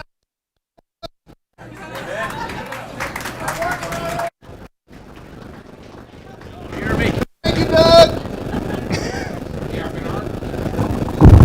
It doesn't work. I don't know. Is it working now? Okay, just for a minute, I guess. All right. Well, we have some great candidates, don't we? Yeah? Huh? We can't lose. All right. So, moving down on the agenda. Oh, by the way, Is that thank you card circulating? Anybody have it? Hold it up. Okay. All right. Where's the other one? Over there? All right, good. Thank you. Thank you so much. They'll really appreciate that. All right, our next speaker is Board of Equalization member Ted Gaines. Ted, are you in the room? Oh, there you are. Come on up. Oh, I like the way you just popped up there like that. That was good. Thank you, Ted. Thank you so much. How's everybody doing this morning? It's an honor and a pleasure to be here. I see a lot of friends in the audience. Tom Hudson, Bill Cardoza. It's great to see you again. Also, Craig Luce. Go back many decades, actually, in the Sacramento area. And I had an opportunity to meet a few folks earlier this morning. Mayor Dean Gross from Los Alamitos. Where's Dean? There he is. Good morning. Good to see you again. And also David Hernandez with the Republican Hispanic Club of LA. There he is. Awesome. And Gail Stoddard, a musician. Where's Gail? Oh, she was here earlier this morning. Okay. Well, thank you so much for the opportunity. There she is. How are you, Gail? That's right. That's right. And we need more, please. We need more. Awesome. Awesome. Well, thank you. I'd like to just tell you, if I could, a little bit about myself so you understand kind of where I'm coming from. I'm a fifth-generation Californian. I was born and raised in the Sacramento area. My great-great-grandfather came here from Germany during the gold rush. It had already started. It was 1853. And he was a teamster, okay? Now, not a union member. He had a team of horses and a wagon, okay? And he took supplies up to the miners and he brought the gold back. And so that's my heritage. He had a ranch that he bought over time. He did very well. Amassed actually 50,000 acres in Placer and Sacramento County toward the Sacramento River. And I love California, and I don't want to be forced out of the state. I've had way too many friends and relatives who need to fight here and keep California golden, right? We got to bring it back to what it was when we were children. And I've got a beautiful family. I'm blessed with 6 children, 5 girls and a son, girls basketball team, and a coach. And they are awesome, and I love them dearly. And I got a call from one of my granddaughters a few months back. She said, "Dad, I'm pregnant. We're going to have a baby in 2021. I go, "That's great, Katie. Thank you so much." And then not long after, I got another call from Haley. She said, "Dad, we're pregnant. We're going to have a baby in 2021. And then I got a call from Amy. And Amy said, "Dad, we're pregnant. We're going to have a baby in 2021. And then I got a call from Caroline. "Dad, we're pregnant. We're going to have a baby in 2021. So in the last 3 months, actually 3.5 months, I have 4 new grandchildren, 2 grandsons, 2 granddaughters. Thank you, Republican voters, for California. All of my children are registered Republican, by the way, and they're very conservative. So we're going to turn that around. We're not going to have our friends move out. We're going to make sure we're growing this state and create more Republicans here in California. But that speaks to the life issue. And I just want you to know that I'm pro-life. I've been consistently pro-life my entire political career. And I will continue to protect the unborn from conception and through the entire lifespan of an individual. Because when I was in the Senate, we had assisted suicide come forward. I voted against it. I debated that issue time and time again. And it passed, and we still need to make sure we protect our seniors because they're in peril. And it could be even a family member that wants inheritance. Or it could be the government that want to pay for the medical care or the insurance company. So I want to be super clear that I am pro-life. And that brings me now to education. Because now I've got all these grandchildren. And I feel like I got a good education. I was in a parochial school growing up through the 6th grade, and I did public school. The schools were good where I grew up. I grew up in a nice community. But that's not true in California, is it? It's not true for the poor. And it's not true for the urban who are living in very, very difficult conditions. And so shouldn't we give them school choice? Shouldn't they have the opportunity that I had in going to good schools, whether it's parochial or private, whether it's a charter school, or maybe it's a good public school right in the community? But parents need to have that ability and that power, and I support the Education Choice Initiative that's coming on the ballot soon. Now, when we talk about controversy, COVID has been a mess, has it not? And look at what's happening with our schools. Mask, no mask. Vaccinated, not vaccinated. Can I share a story with you real briefly? Our youngest daughter, Kelly, who hasn't had a baby yet, thank God, she's age 19. And she's going to William Jessup University, a good Christian school up in Rockland, California. But at age 4 weeks, you have the first set of vaccinations for your child. And within 24 hours of her getting those first set of shots, she went into a reaction. She started turning blue, and she stopped breathing. And my wife and I rushed her to the hospital, and she had demyelination of her brain. It's the coating over your brain. And the doctor said, no vaccinations for your daughter for a decade. Okay? So when it comes to taking the vaccination, that's your choice.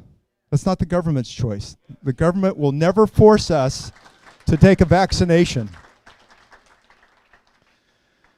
Now, let's talk about another way of protecting ourselves. Law enforcement is a mess in California. Why are we defunding the police? Police.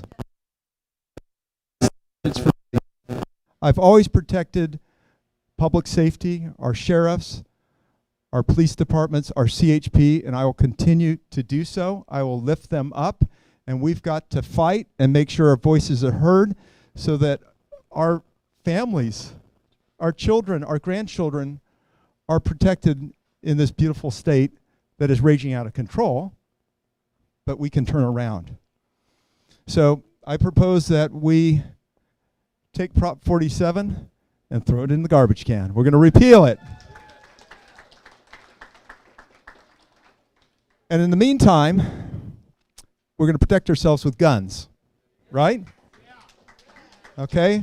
I'm a lifetime member of the NRA, and we've got crazy laws on the books here in the state of California that basically take citizens in California and turn them into criminals. It is outrageous, it is ridiculous, and I'm going to start with the ammo bill in repealing the ammo bill so that you can buy ammo as you need without it being regulated. And what's happened to the price of ammo in California? Price of ammo has been going up dramatically, hasn't it? Direct correlation there with overregulation by the state that's basically trying to take guns out of our hands, and we're not going to let that happen.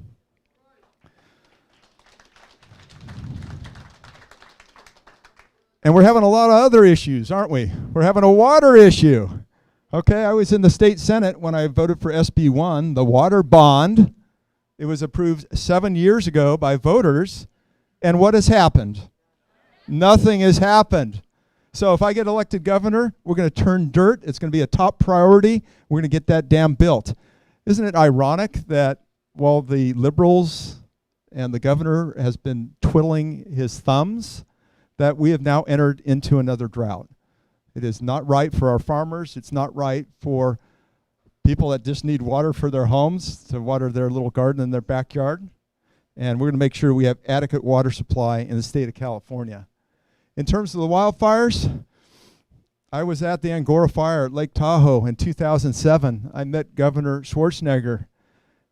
And as Doug Ossie was saying, we have way too many trees per acre in the state of California in our forests. And he is right. We're talking about 700 trees per acre, and that still exists in parts of the basin. There's been some progress, but not nearly fast enough. And I would propose something similar to a moonshot or a Marshall Plan, where we work with the private sector and we get the logging industry engaged, and we get in there and log our forests.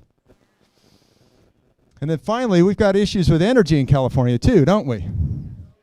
Okay, so on the gas front, I propose that we eliminate the gas tax in the state of California. We have a $76 billion surplus. So why are we paying 51 cents at the California level? We have the highest gas taxes in the nation, the highest income tax in the nation, the highest corporate tax in the nation. We need to look at our entire tax system and look at how we reduce the obligation and the burden, especially on the middle class, which is being forced out of our beautiful state. In terms of electricity and renewable energy, it's been a nightmare.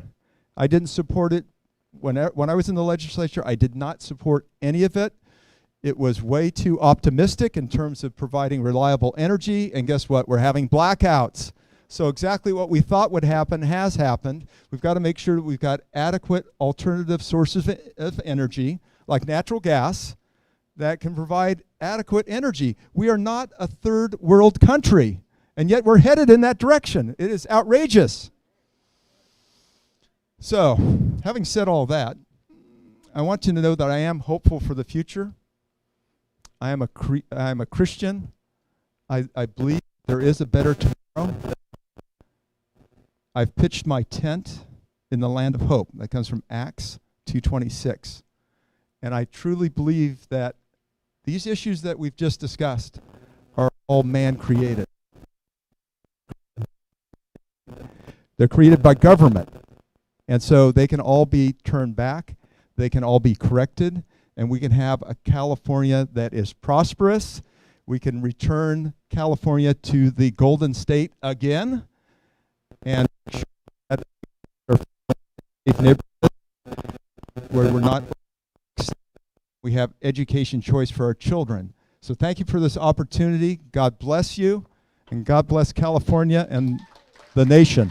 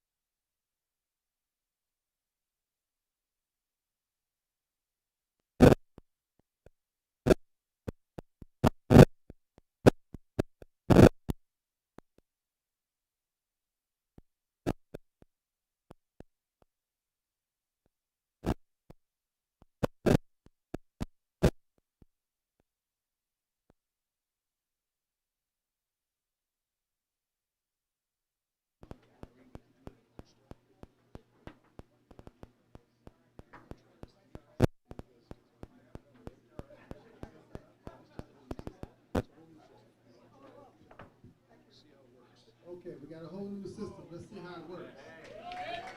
Yay! I think CRA is going to buy this one. Okay, he's going to take it with us. Be part of our road show. Thank you, Ed. All right. I'm told, I'm not sure if it's even necessary now, but I was told earlier that if everyone put their phone on airplane mode, that would lessen the difficulty that we're having with our speaker. What do you think? Ed, that sound good? Why not? Okay. Everybody put your phone on airplane mode. If you don't know how to do that, raise your hand. Somebody will come over and assist you. Probably somebody else at your table knows how to do it. Airplane mode. Let's see if that gets rid of the difficulty. All right. Now, again, if you do not have a badge like this, you are not properly credentialed for this convention. So everyone needs to have a badge like this. You got one? I see you looking now. Okay. If you do not have one, please step outside into the lobby and see the folks at the table and become properly registered. Okay, thank you very much. Is Faye Johnson in the room? Faye, are you in the room? Where? Stand up. I can't see you. Oh, you are standing up. Okay. I'm so sorry about that. That was not a short shot, okay? You guys, calm down. Okay, please go see Carl Bricky if you have not talked to him already. All right, he's in the lobby. Okay, let's move on. Yeah, how about Doug? Boy, he was pretty something, huh? Yeah, he really laid it on the line. All right, and Ted, boy, he had a lot to say for us too. And congratulations on all those new grandchildren. Yeah, give him some applause. You know why he's concerned about education, don't you? Okay, next on our list is Anthony Tremino. Anthony Tremino, are you in the room? Anthony Tremino. Calling once. Anthony Tremino, calling twice. David Hernandez, are you in the room? Is David Hernandez in the room? Where is he?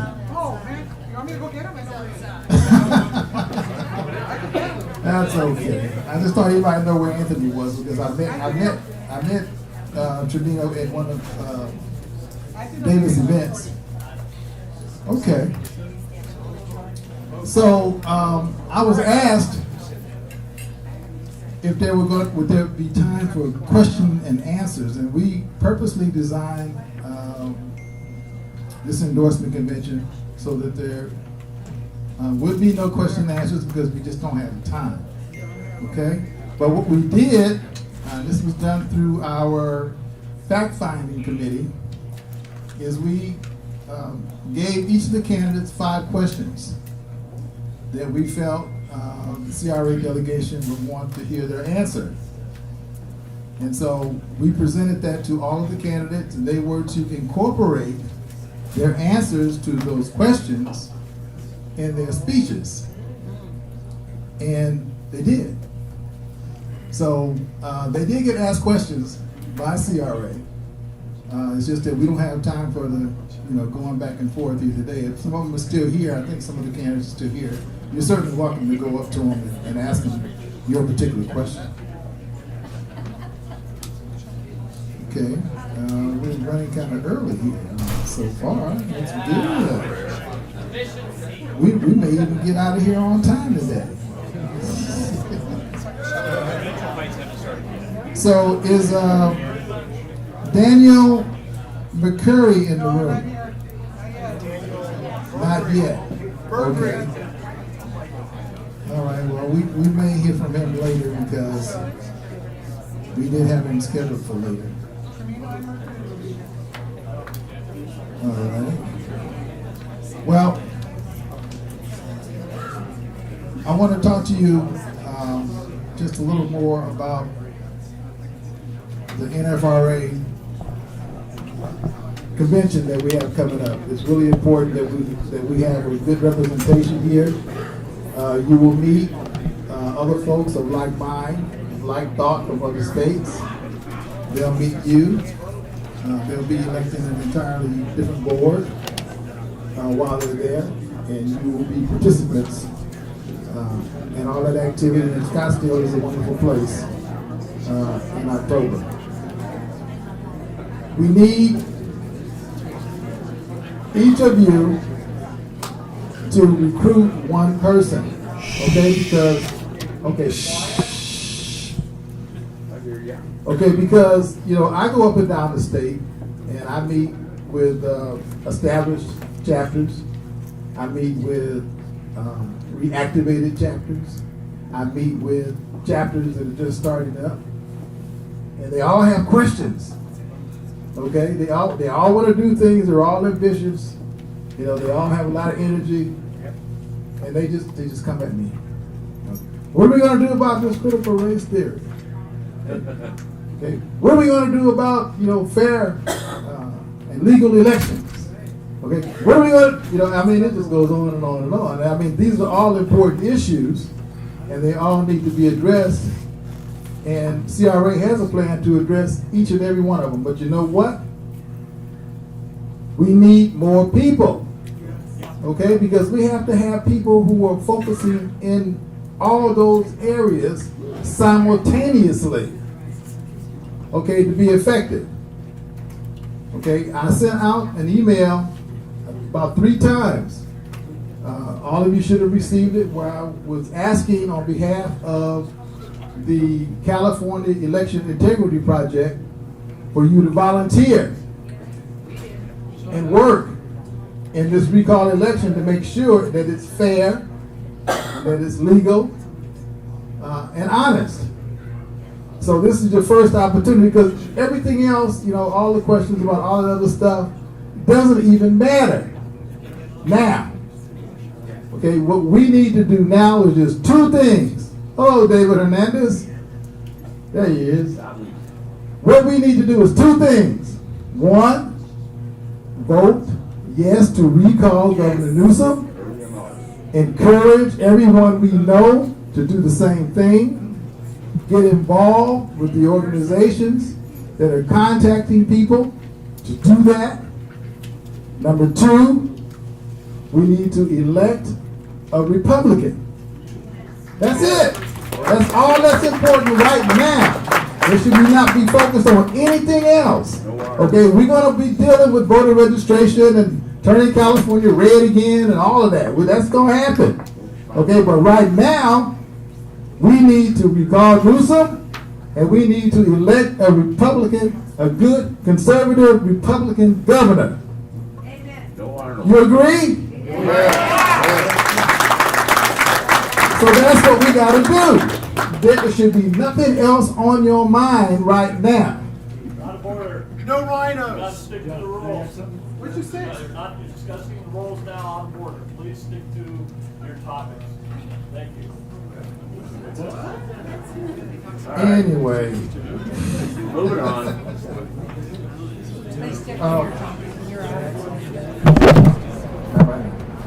Okay. So I'm gonna find out what's going on with the lunch. We might be able to get into that earlier. But what I'd like you to do now is just take a break. 15 minutes, stretch, go to the men's room, ladies' room, get some water, get a cookie, interact. I'll call you back.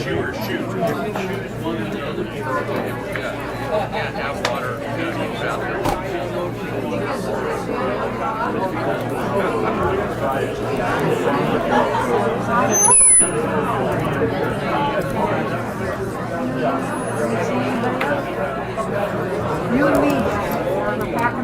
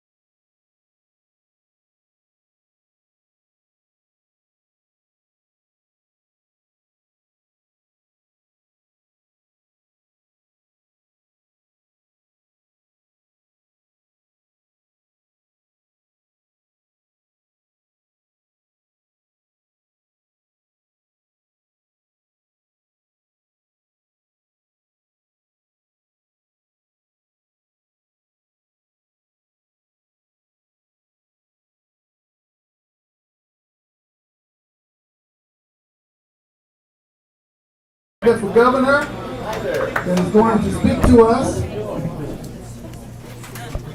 Afterwards, we'll have lunch. Okay, so everyone be seated because he's anxious to talk to all of you. Isn't that right? Is that right? Okay. So everyone be seated, please. Quickly.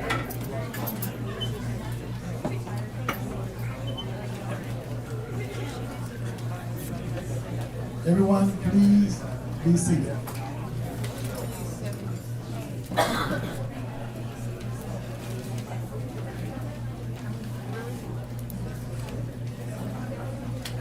Okay, we're just about to get started. Shh.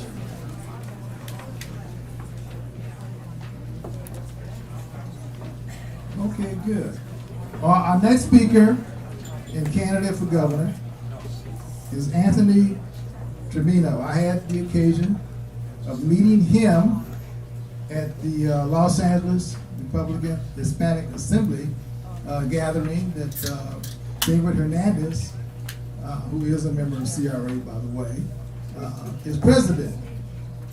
And I was very impressed with him, and I told him that I'd like to invite him to our CRA Recall Endorsement Convention.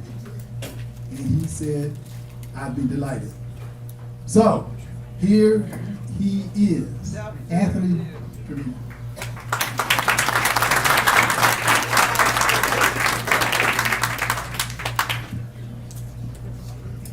How's everyone doing?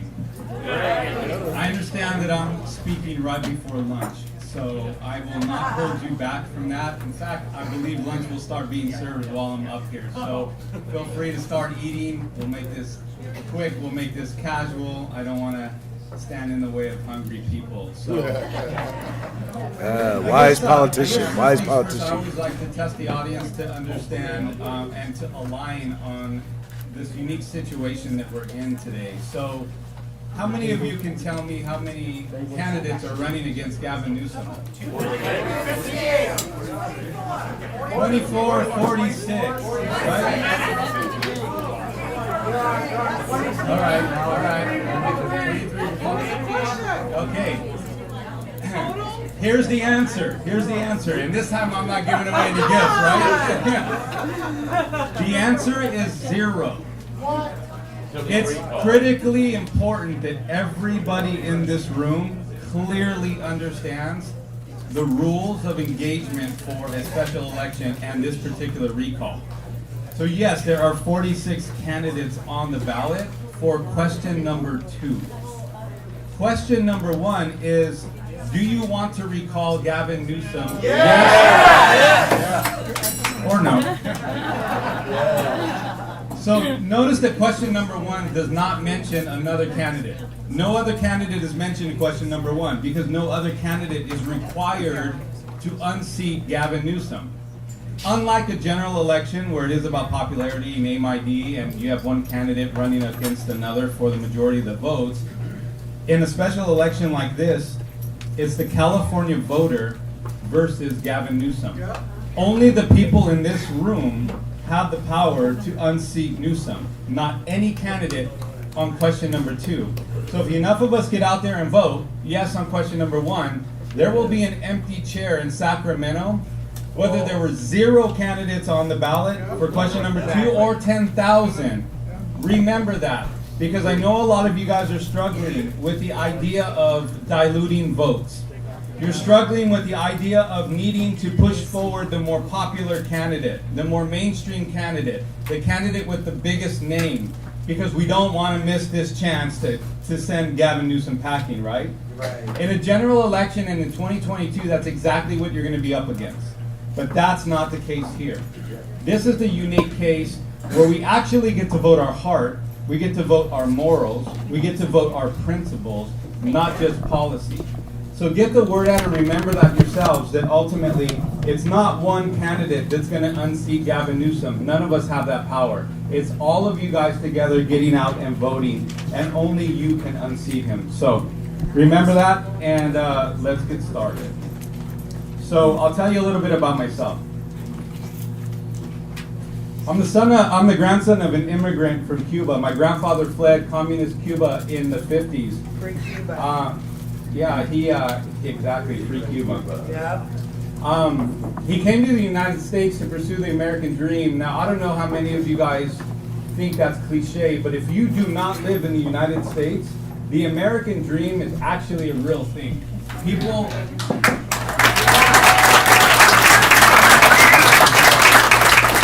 actually talk to their children about it. They aspire to achieve it. And he left the country alone. He left his pregnant wife and 3 daughters to come to the United States to save up enough money to bring them. So he came, he ended up in Watts, knocking on the door to another gentleman that used to live in the village in Cuba that he lived in, gave him a job, and 6 months later he was able to send for my father, who was born in Cuba and 6 months at the time, and my 3 aunts and my grandmother. They came to this country, and my grandfather was determined not to depend on the government. He had just left a communist country where the government controlled every aspect of life. He came to this country to pursue the American dream, and so he became an entrepreneur. He saved up enough money, started a metal finishing company in South Central LA, off 55th and Alameda. That company still exists today. My father owns it and runs it. It's been in the family for 50 years. I attempted to work there once. I was fired after 6 weeks. My father said there's only room for one Tremino here. You have to find your way.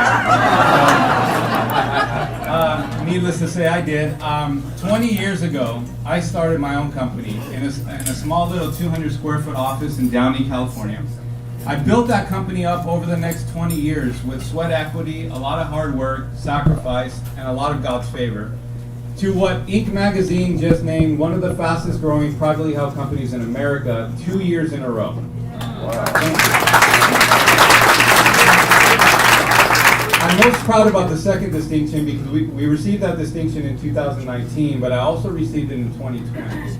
So in the height of a pandemic, when our entire industry was imploding on itself, the ad industry that I'm in was imploding on itself, 80% of the companies had gone through 3 layoffs. Many were closing their doors. Some have never reopened.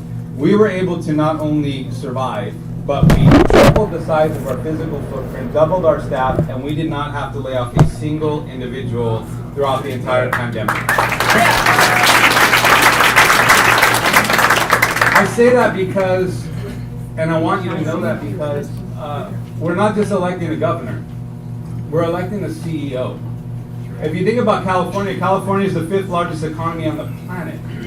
We're not just putting forth somebody to sit in a political office, you're hiring somebody to actually act as CEO and CFO of one of the biggest economies on the planet. So that's critically important for making your decision, and as you go through candidates and you start to check the boxes of how each candidate meets your requirements, just remember, one of the requirements should be, think about the biggest company you know. Think about an Amazon, a Google, an Apple. And imagine that Apple, Amazon, Google had a job opening for CEO or CFO of that company. Now take your top candidate and plug them into that interview. Do they get the job? Do they know how to manage economics, a balance sheet? Do they know how to hire, fire, run litigation? That's critically important. If we're going to get out of the mess that we're in, we need to make sure that our candidates are qualified to do this particular job. So why am I running? I'm running because the California dream or the American dream that my grandfather fled Cuba to pursue, it's on life support right now. And I still believe there's hope. I was at CPAC a few weeks ago, and there's a lady running for governor of Arizona. She's the front runner. And her slogan is, "Do not California our Arizona." Ben Shapiro, one of the most popular talk show hosts and podcasters there is in America today, is in Miami a few weeks back. He gets invited to speak on stage in front of an audience probably 3 times the size of this, with camera crews all over the place. And he gets up and he says, "Hey, I'd like to introduce myself. My name is Ben Shapiro. I want to start off by apologizing. I used to be a Californian." That's how we're talked about in every part of this country right now, right? California is no longer the golden state, right? We're the laughable state. And what makes me sad is that right now in Cuba, there's an entire nation being beaten, starved, arrested. They're even collecting Cubans up and exiling them off to a small remote island right now. And all they're doing is fighting for freedom. And when they march in their streets, risking life, risking incarceration, it's not the Cuban flag they carry, it's not the Russian flag they carry, and it's not the Chinese flag they carry. They carry the American flag.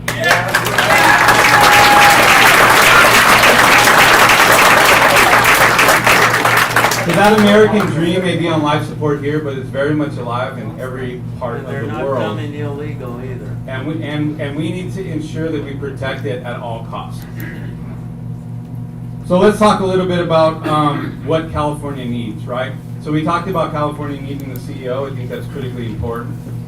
I think we need somebody also that has true, consistent, conservative values. I think that's incredibly important for our state right now. We've lost our way. We walked away from our faith.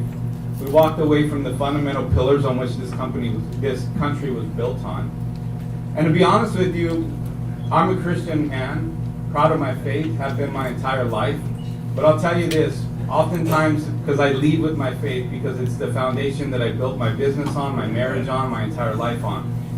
But I know I'm in California, and I know that we're a mixed bag of races and religions and political affiliations. So people often ask me, how are you going to get Californians to get behind you with a Christian foundation message, or a message based on Christian foundation? Well, first of all, our country was built on those, on that foundation, number one. But number two, you don't have to be Christian to support my campaign, but you're going to want me to be. Because Sacramento is a dangerous place. It's an evil place. This is very much a spiritual battle that we're facing here in California.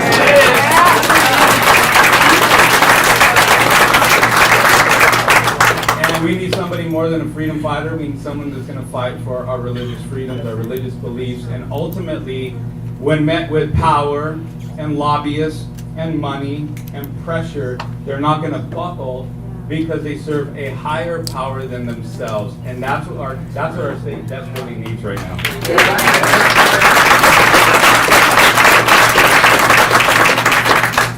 So I was asked to speak on a couple topics that are near and dear to your heart, and I'm sure as you vet candidates, it's going to be critically important that you understand where we stand on some of the more controversial topics. So I'll touch upon a couple of them. First of all, vaccines. Based on the data, half of you in this room have gotten vaccines, and the other half haven't.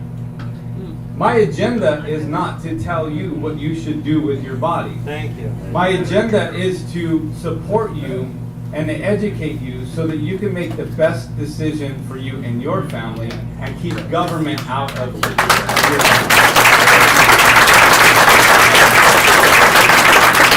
I truly believe, America has been riddled with attacks on our freedoms, right? I truly believe this is one of the biggest attacks on our freedoms to date. I think this is the hill that we need to die on, because irregardless of where you stand on vaccines, the moment we give away that freedom and allow the government to tell you what you can and should put into your body, there is absolutely no stopping what can happen. And so we all need to rise together, stand together, and push against this oppression, because this, like I said, this is the hill we need to be prepared to die on. So let's talk about water and energy real quick. So obviously I was in Central California this week, speaking to farmers on the ground, touring 6,000 acre farms and having intimate conversations with our farmers and people in agriculture. They truly believe we don't have a water problem, we have a water management problem. In fact, they believe that we had enough water to sustain them for over 5 years, and it was squandered by our governor and poured into the San Francisco Bay unnecessarily. Our farmers right now are paying for 100% of their water, and they receive 5% of it. I don't know about you, but that seems incredibly unfair, and ultimately something that, as governor on day one, I can reverse by giving them the allocation they need to not only ensure that our farmers survive, but our farmers can thrive.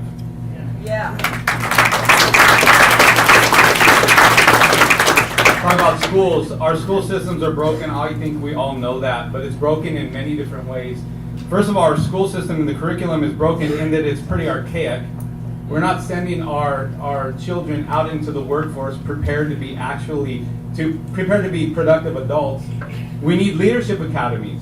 We need to be able to train our children up in technology and investing and entrepreneurialism and inventing. We need to flip the curriculum on its head and push out young adults that are ready to actually make significant differences in this world. So we would look at a long-term strategy for restructuring our curriculum, but the more pressing issue in our schools right now isn't that. The most pressing issue are the radical ideologies that we're teaching our children, like critical race theory and sexuality. One of the things that Fidel Castro and even Nazi Germany knew is that you go after the most vulnerable. You start with the children, you attack the kids. They're the most impressionable, and that's what we're doing right now. We're creating a society of people that hate each other, that even hate themselves because of the color of the skin they were born with. And so we would act quickly to remove critical race theory from our schools, reverse any type of curriculum around sexuality that is.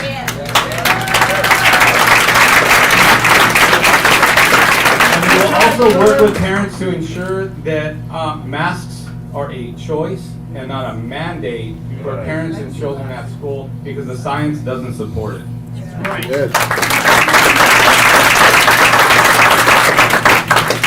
Law enforcement and homelessness, I think they kind of go hand in hand. Some of the issues that we're dealing with homelessness is because we're not allowing our police officers to actually be police, right? We have weak mayors. We keep sending sheep into the lion's den in Sacramento, and so we have nobody that's advocating for our police officers. If we do not have a safe society, we do not have a sustainable society. So we're going to support our police officers, we're going to fund them, we're going to allow them to be police again, and we're going to put in district attorneys that will actually enforce our laws. And I'll close with this, on the topic of homelessness, also because it all ties to those conservative values. Homelessness, if you look at our prison systems, if you look at drug abuse and drug addiction, you look at our foster care system, we need to realize that those are all symptoms. Those are all symptoms of a bigger disease and a bigger cancer. And what is that? Broken homes. We have broken homes. We have fatherless homes. We incentivize mothers to actually have children and not have the husband in the house or the boyfriend in the house, not to raise the children. And we'll incentivize them to do that. And so we're crippling our minority communities. We're not creating dependence. We're not creating independence. We're creating dependence. And so homelessness and a lot of those problems that we see, our prison systems and drug abuse, we can start to address those issues at a Band-Aid level with programs that you can read about on our website. But at the end of the day, what California needs most is to stop just addressing the symptoms and start attacking the disease. And the disease is a broken home, so we need a family first focus on our agenda, and that is only going to be led by someone who stands on conservative biblical values and who understands that the family fight is a personal fight. And those are my kids back there. This is personal for me.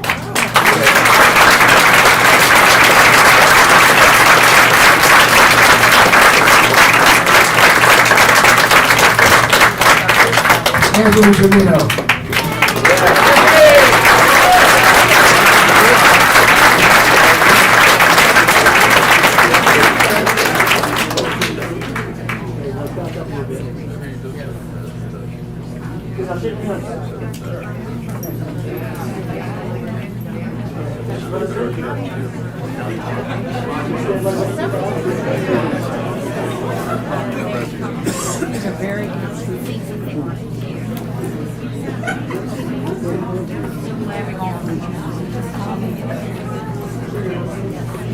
Then we have Robert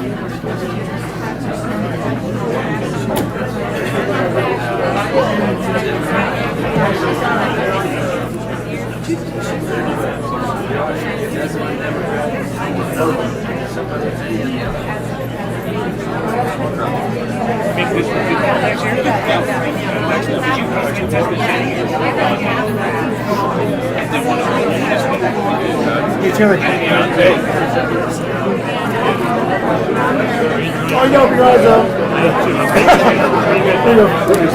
I'm really good at closing my eyes. I always enjoyed the landing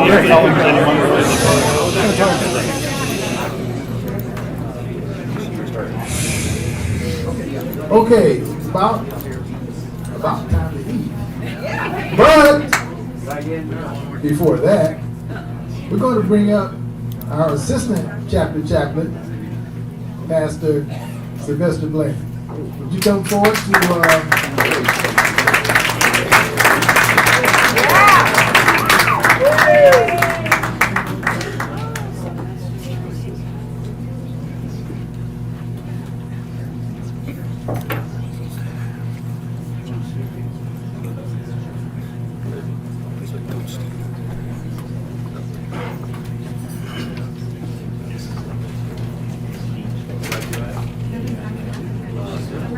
all right, I made a few pop.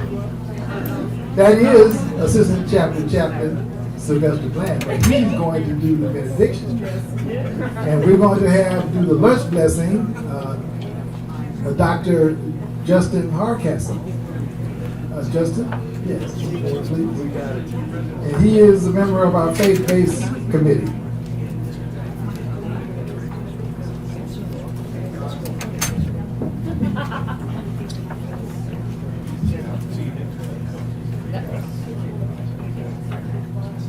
And I also want to mention that he is president of the Sacramento Republican Assembly.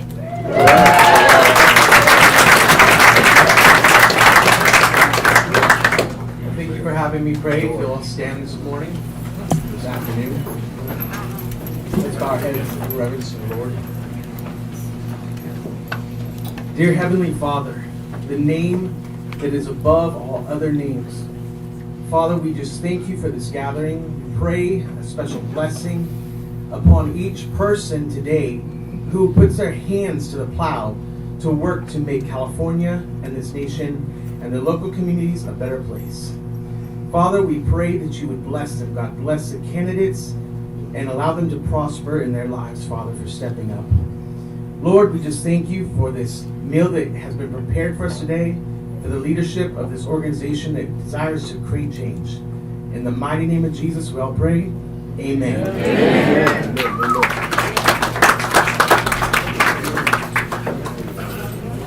Hi, John. I'm Lori. Good. How are you?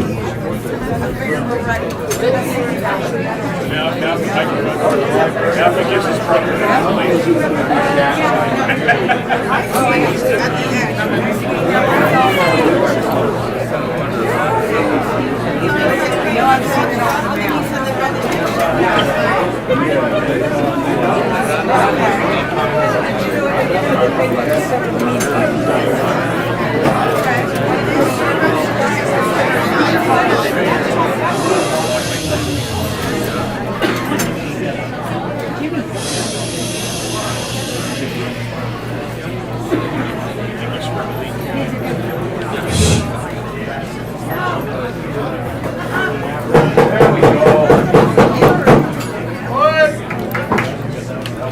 Okay, yes, we blessed our meal that we have yet to receive. That's called faith. That's faith, that's right. Faith will get us through it. There are some guests here who have purchased no lunch tickets. So their tickets are no lunch. There are 2 tables designated over on this side of the room that say no lunch. One on both sides? One on that side, one on that side. Okay, I've been corrected. There's 1 table on that side and there's 1 table on this side that says no lunch. Is that correct, Catherine? Yes. Okay, so that's where you guys go. All right? You didn't pay for a lunch. Those are the tables you go to. And if you are over there and you pay for lunch, you can come inside. That's the only way you're going to get fed. All right? Okay, so servers, bring on the meals.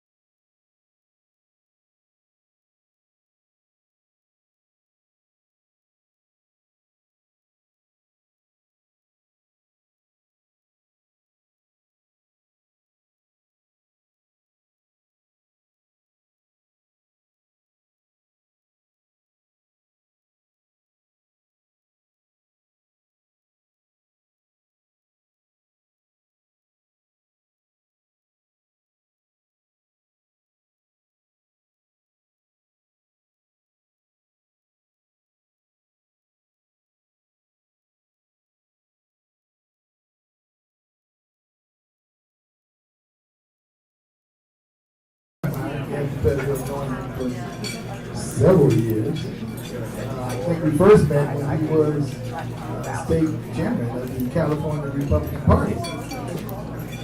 His name is Tom Del Bucaro.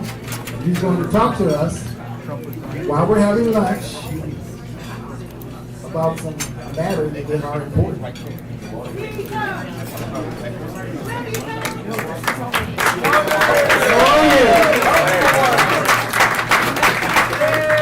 Come on now, I drove 5 hours to see you. How are you?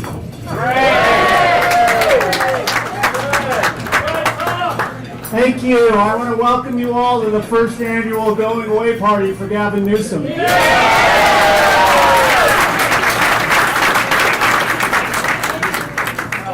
It's for those of you who don't know me, your time is up. It's a pleasure to be here among so many friends that I've over the years. Johnny, Nancy, the one and only. How are you, sweetheart? Celeste, right up front here. Norman, Tom, all of you who. Where did Cardoza go? All of you who. There you are. Without the CRA support, I wouldn't have the career that I have now. And so from the bottom of my heart, I want to thank you all. So I want to give you my speech on why I'm running for governor. Obviously that's next year's speech.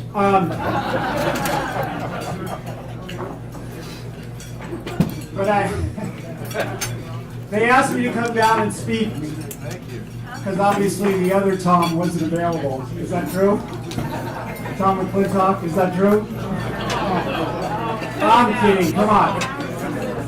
All right, so I do want to talk to you though quite seriously. What Johnny didn't say is just over a year ago I got a phone call from someone who gets me in trouble all the time, your 1980 CRA President Steve Frank. Let's give him a round of applause.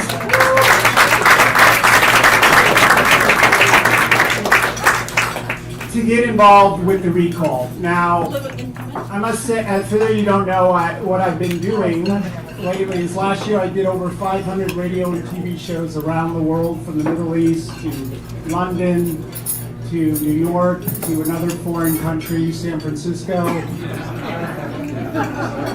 And I had pretty much gotten away from this sort of politics, but the recall of Gavin Newsom is certainly intriguing. The first set of them I didn't support because, look, when we lose elections, the other side does things we don't like. Certainly here in California, we know that. But Gavin Newsom crossed the line. As you know, I write history books, and I'm an attorney, and his decisions to declare emergencies when no real emergency existed, to maintain that, to rewrite laws without the legislature being involved, to spend money even though the law required him to invite the legislature. This obviously goes too far. So I started CARevival.com, and you may not know that that personal PAC wrote the first large check for the recall for $33,000. And then, thank you. And then a month later, we wrote another one for that amount. And then a bit later, as the recall heated up, I started RescueCalifornia.org. And for those of you who don't know about that, we are approaching raising and spending, are you ready? Almost $5 million in support of the recall across the state.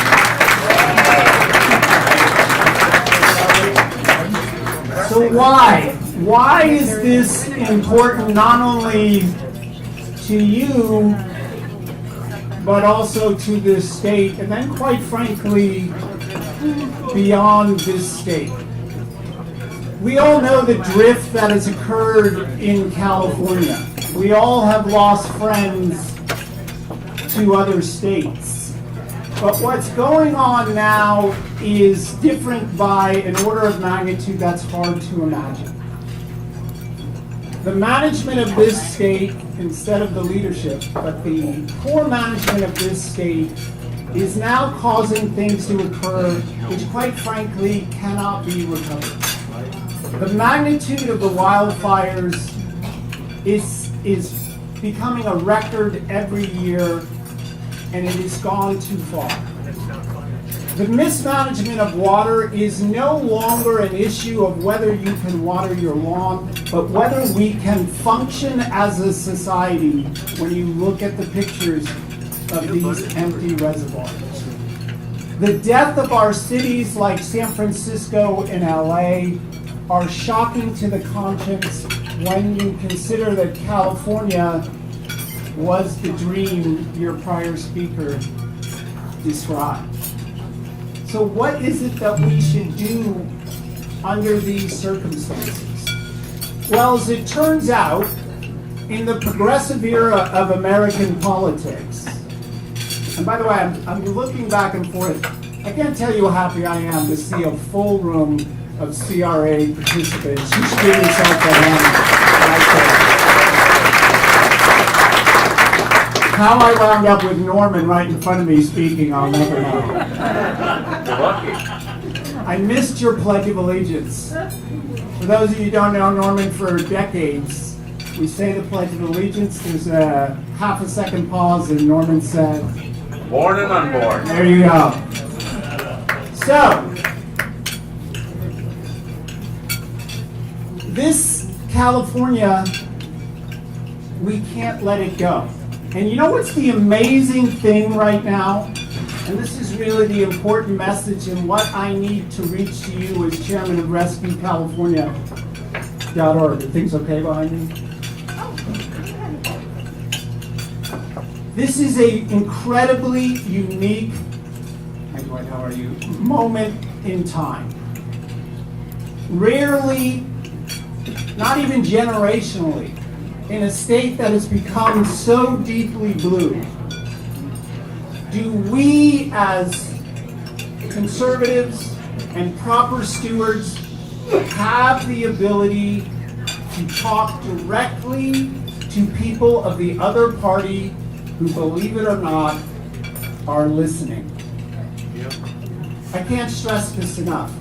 As someone who ran against Kamala Harris in the U.S. Senate and actually beat her in the debate but didn't get elected somehow, I can tell you that for years in California, they run elections and they hand offices to Democrats without so much as a word. They barely require debates to become the senator or the governor of this state, which has the 5th largest economy, and it just sort of happens. And then all the money just leaves the state to fight battles elsewhere. And of that neglect, you get what you find today in California. But as we all know as conservatives, we understand that sooner or later big government and its proponents fail, and fail miserably. Whether it's Greek democracy in the 3rd century BC, the end of the Roman Republic, or here today in California, we know big government fails people, and it is failing people horribly today. How bad is it failing people? When the the residents of Venice Beach are mostly Democratic, are fed up with their own city council, you know something has changed.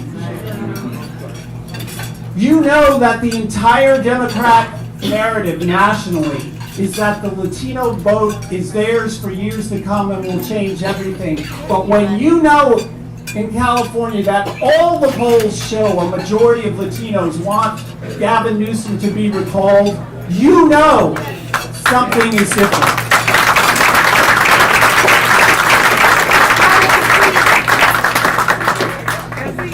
So when I wrote that first check, I made a statement saying that the Chronicle picked up. I said Gavin's was a failed governorship.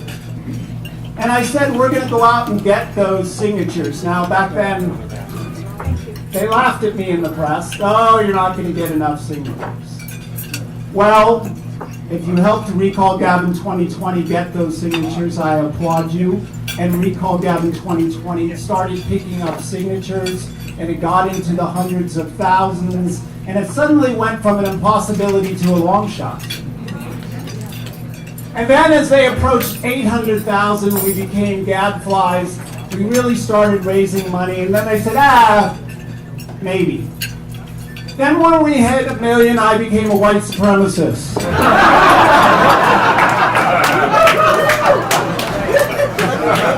Now I gotta tell you, this comes to quite a shock to my Sicilian ancestors. I am officially the first Sicilian white supremacist in world history. Then when we got to 1.2 million, they're like, okay, maybe. But they'll never actually recall him. And then once we soared past 1.5 and headed to 2.2, it became a certainty, but he will never be recalled. But when the polls show 51% of Californians want him recalled and only 40 want him to stay, what does that tell you? He needs to go. It does. Panic in DC. So this incredibly important moment, I need to reinforce with you. Now, I get asked when I do the shows, Fox or Newsmax or whatever it is, what's going on out there? Is California turning red? Now, I want to talk to you the most sincere I can talk to you, but I have your real attention for a moment.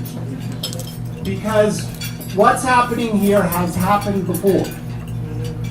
Government failed Pennsylvanians. Government failed Wisconsinians. And governments failed Michigan. They were all union states. And they all eventually had red majorities. But what is happening in California today is not so far down the road. What is happening here today is, yes, the predictable failure of government, but the awakening, and not that one you hear about on TV, but the awakening to residents, independent and Democrat alike, that government is failing, and they want solutions. They don't understand why the homelessness crisis is doubling each year. They don't understand what I mean is they don't understand why their leaders have failed them. And so they are listening. They want an alternative. They want something fixed. I know you're all conservative. My father helped start the Conservative Party of New York. I've been pretty damn conservative, let me tell you. But this state's potential redirection in the right direction is dependent on all of us reaching more than this room in an amazingly important way. Because if all the Republicans vote for the recall, sadly, it won't be enough.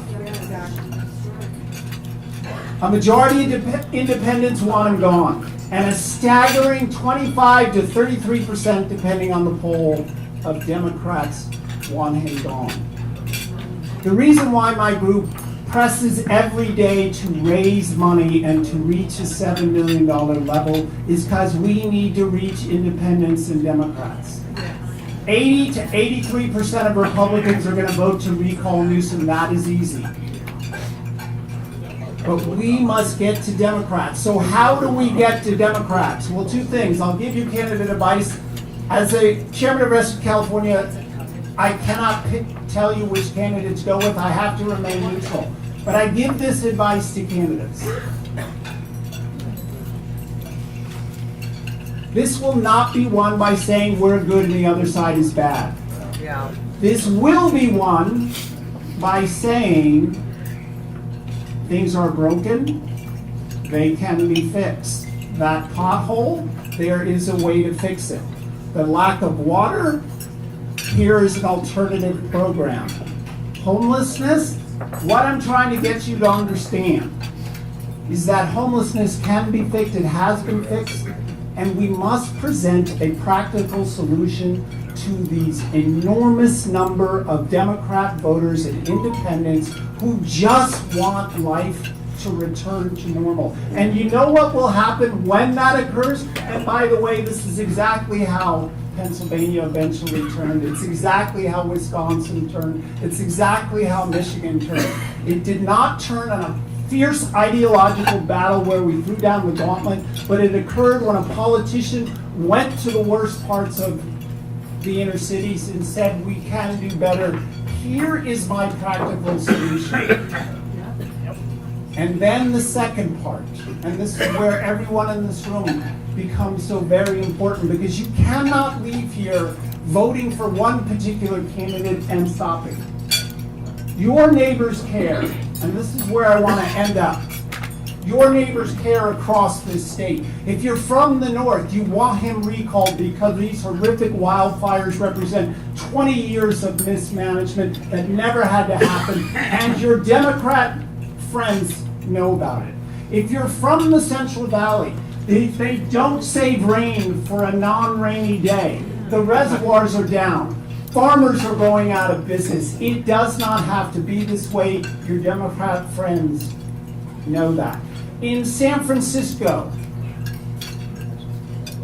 they are fed up, believe it or not. Billionaires are leaving. Liberal billionaires are leaving. Why? Because it's not safe. Your friends know this. Democrats in San Francisco know that. Our inside polling from our group found, are you ready? 41% of Democrats gave Gavin Newsom a D or an F on homelessness. Only 53% of Democrats gave him an A or a B on anything. What does that tell you? They're frustrated, right? There are other issues. We know this. It goes on and on. Jobs leaving, shutting down churches, on and on. You are all part of a greater community. But the future of California lies in your hands and upon this moment. We've all fought elections before. I've walked precincts in Selma to get a Republican elected in a special election. We've all done that type of stuff. But this stakes is the highest. And I'm here to tell you this can be won. This is the most issues a governor has ever faced with regard to a recall, and they cover from Del Norte County to the Mexican border. There is a constituency of Californians so fed up with this guy and his arrogance that they're willing to change, right? We have a host of candidates that I am so happy about. You know why? Because we have candidates from the north, candidates from the central part of the state, and candidates from the south that are going to pull together and pull out the vote and give everyone in this state a reason. I can't tell you how happy I am about that.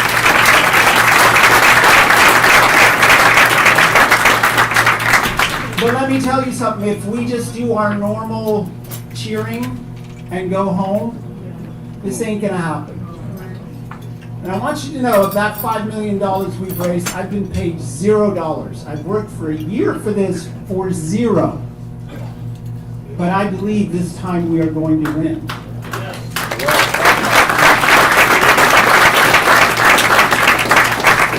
I also know you're not going to get a jackass like Gavin Newsom again to throw out.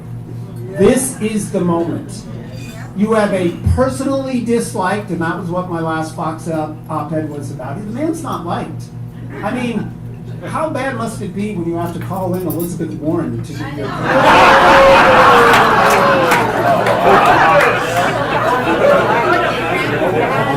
Ain't he got no California friends? The answer is no. He's never done anything for anybody, and they don't really care about him. This is all these things coming together. And we were told we couldn't do it. But you know what? There's an awakening here. And I knew this was a big moment when I started getting calls from Washington State. Can you come here and get rid of Jay Inslee? What can you do in Georgia? Some guy from New York, I can't remember his name anymore.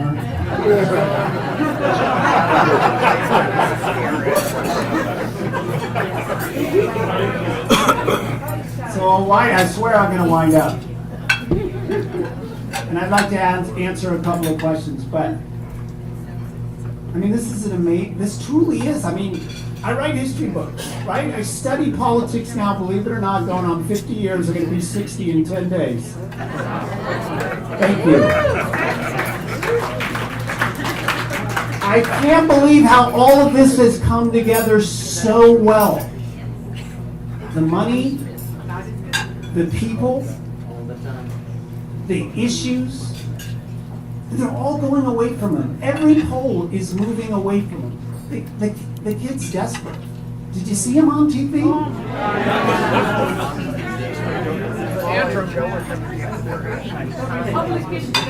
So here we are. Here we are with a chance to shock the world. And I mean the world because I was doing interviews for French magazines. That's how many people around the world. And you know what this is going to do? This is going to strike a blow. Look, apparently we lost the election last November. You may have heard.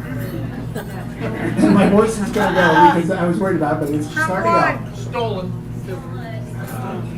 And there's a guy in office who shouldn't be there. And the spirits of true patriots dimmed for a bit. But it's coming back. It's coming back in this state. I get asked every day, did Cuomo resigning, does it light a fire in California? I don't like that metaphor, I tell you.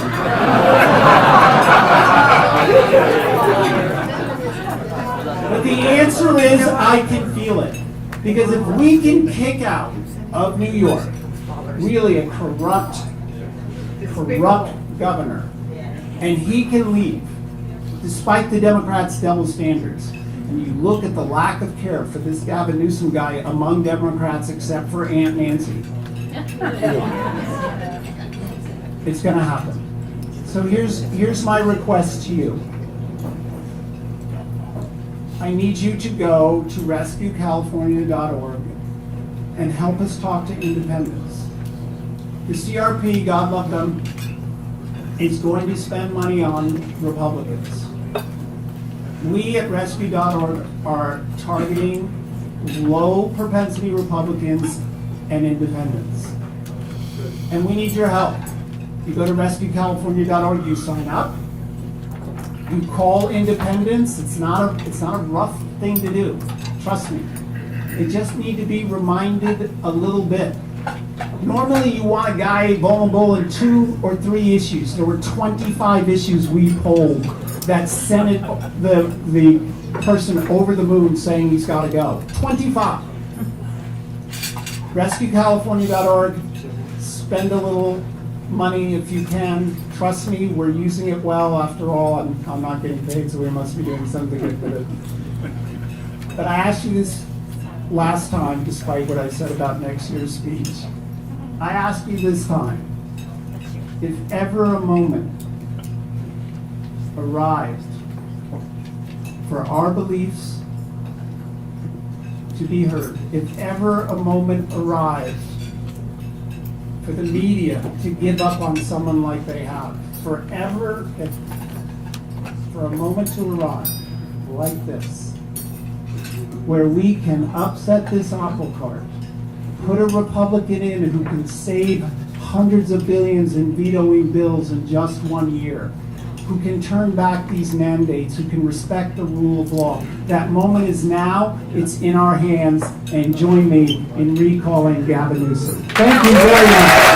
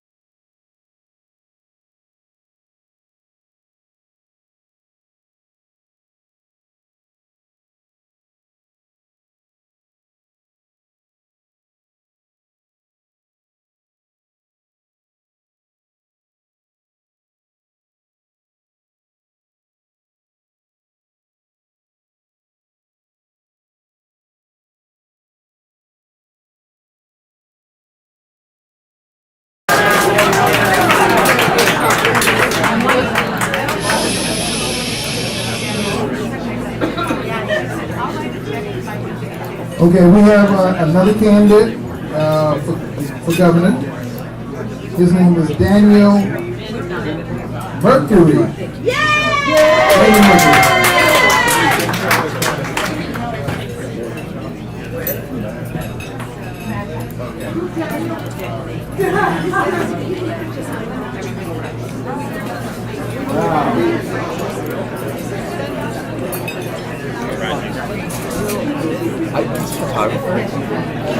All right, well, thank you everybody for bringing me here and allowing me to speak to you, everyone here. I know there was a lot of great candidates that have already come up here. And forgive me if my voice sounds a little rasp. It definitely, when you speak, your voice kind of gets a little tarnished, so forgive me if I sound a little soft. So I'll do my best to speak up. Louder? Does this go a little louder? Hold the mic up to your mouth. Okay, I'm going to keep trying to hold this microphone up to my mouth. There you go. Let me just say first and foremost, just so that I can put a warning out there to everybody, Jesus Christ is my Lord and Savior and is my foundation and cornerstone of all my actions. Now, if that's a little too much because you have sensitive skin and you have a sensitive nature, you might want to go find your safe space because I'm fresh out. Here's a question I would just like to ask everybody. First and foremost, do you love freedom and sovereignty? Clap if you like freedom and sovereignty. Yeah, I love that too. Congratulations, you are now the new terrorists and new outlaws of our society based on mainstream media. But now people ask me, they say, Daniel, they say, why are you running for office? And I say, here's why. Because we removed God. We removed the sanctity of family. And we removed government accountability. You see, we permitted and the amplification of communistic ideology. This is what our government is instilling and allowing for to be instilled into our lives. I don't know if you know this, but freedom is God's plan and slavery is Satan's plan. And I do not want to be a slave. But people say, do you really know what it means to serve your country? Yes, I am a veteran. Which means also too, I'm a sailor, okay? And just so that everybody knows, my mouth has a mind of its own, so I'm probably definitely going to offend you. But let me just say, when I swore the oath to support and defend the Constitution, please keep in mind, we said against foreign and domestic. Right? I think we all know what I'm getting at. Yeah. Here's the thing. You may not want to hear this, and I deeply apologize for telling you this right now. It is the governments of the world that have waged war against their own people. Yeah. If you don't believe that, you're woke. You're not awake, you're woke. You see, we are at war of economics, we are at war of education, we are at war with agriculture. It is a war on masculinity, it is a war on femininity, and it is a war on family. It is a war, a political war, a biological war, and most importantly, it is a spiritual war. And it's all been propagated by our acquaintance. We call that and him the coronavirus. You see, the left never like to let a good crisis go to waste. You see, we live in this backwards world where these elitists like to hide in the shadows because they think that nobody sees them and nobody knows where they are because they like to turn everything upside down. Well, let me give you just some examples of this upside down backwardness. You see, the coronavirus, it's so smart that when you enter into a restaurant and you're not wearing your mask, it'll spread like lightning. But if you get up to go to the bathroom and you don't put your mask on, it'll jump over to the adjacent table because you forgot to wear that mask. But it's so smart that if you take off your mask, it knows when you're eating. The coronavirus is so smart that it knows the differences between a BLM Antifa riot and a civil rights protest. It's so smart, it was self-correcting. Correcting in the sense that our science community figured it out that it wasn't just one mask you had to wear, you had to wear 2 masks, and it wasn't 6 feet, it was 3 feet. But see, I don't mean to make light of a bad situation. You see, but here's the thing. During the coronavirus lockdown, when people were furloughed, your reps got to keep their jobs. When businesses shut down, your legislation passed more legislation, more bills at your expense. While you stayed locked up, all of our officials went out on the town.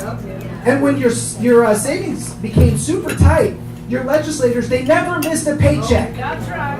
And while schools closed, negotiations with the CTA purposely wasted time at the detriment of our children. That's right.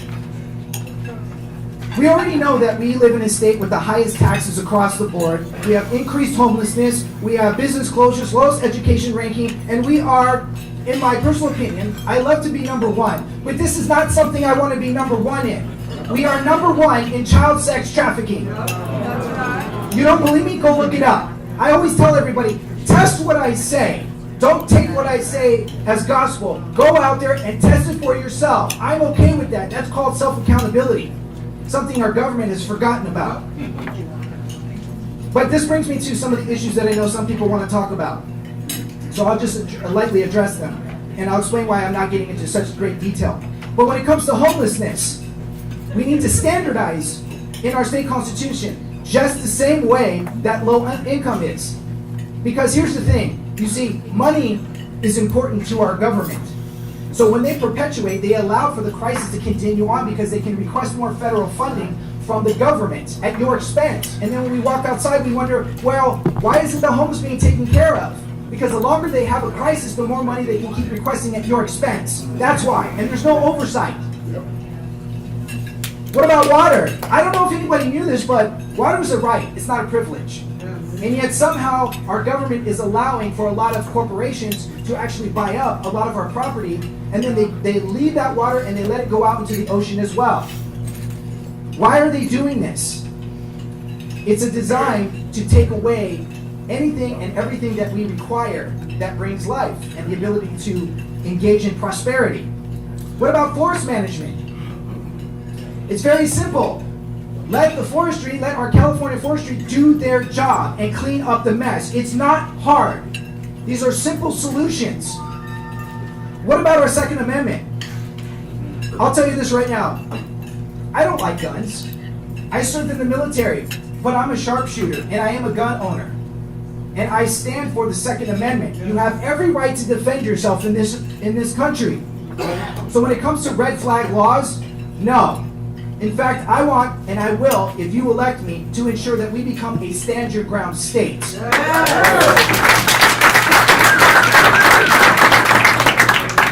What about voter integrity? We already know that it's a corrupt system.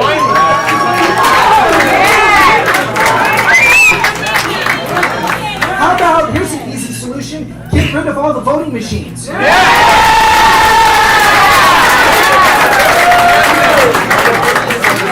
How about we pass a constitutional law to ensure that we do hand counting for our votes?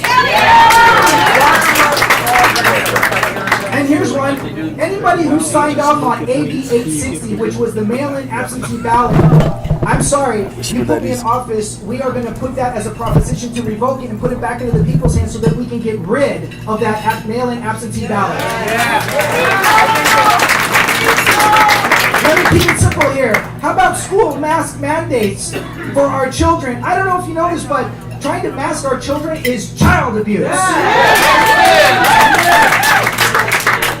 When it comes to our CTA, it's a very simple solution. They are destructive. So you put me in office through proposition, we are going to abolish the CTA for collective bargaining. Woo! Yeah. Here's one. How about vaccine passports? Now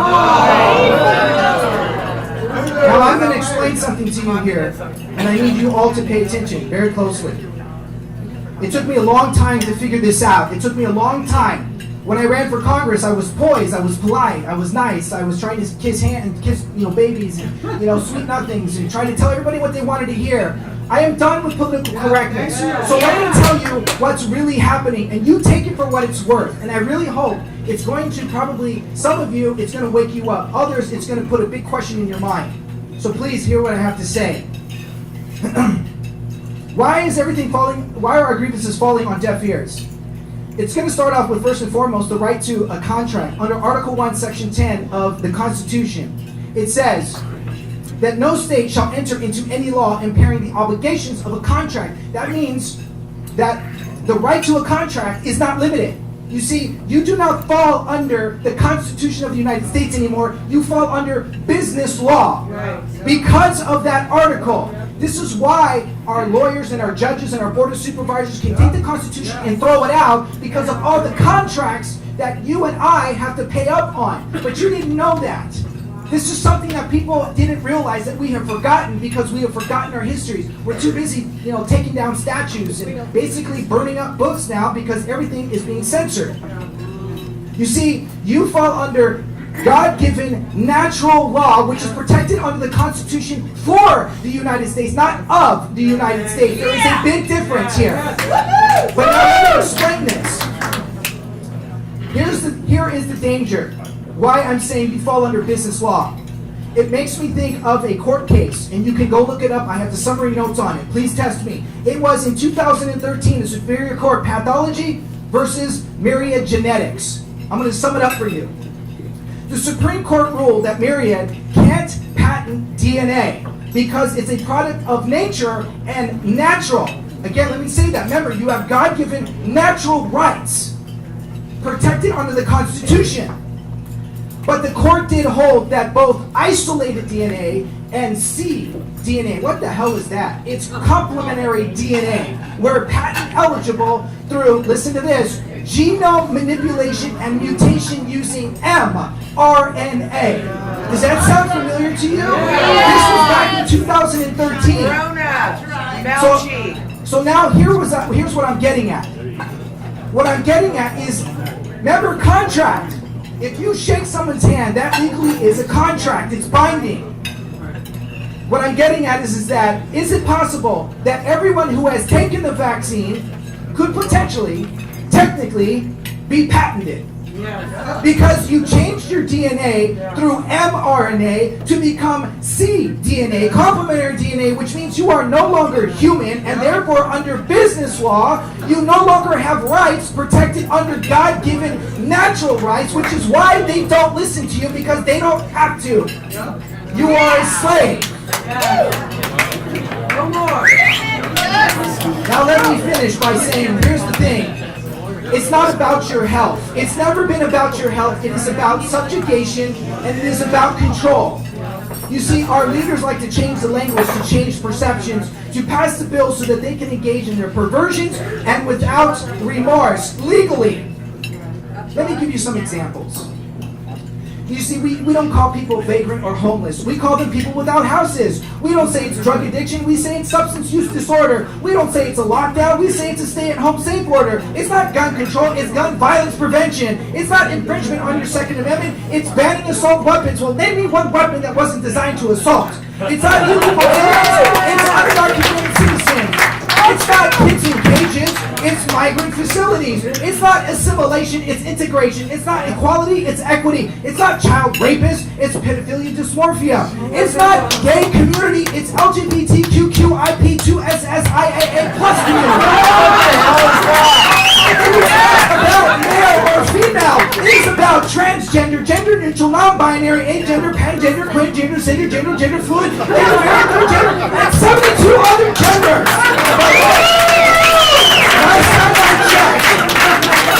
Last time I checked, that science said you either have XX or XY. Your chromosomes don't lie. So you're either male or female, that's it.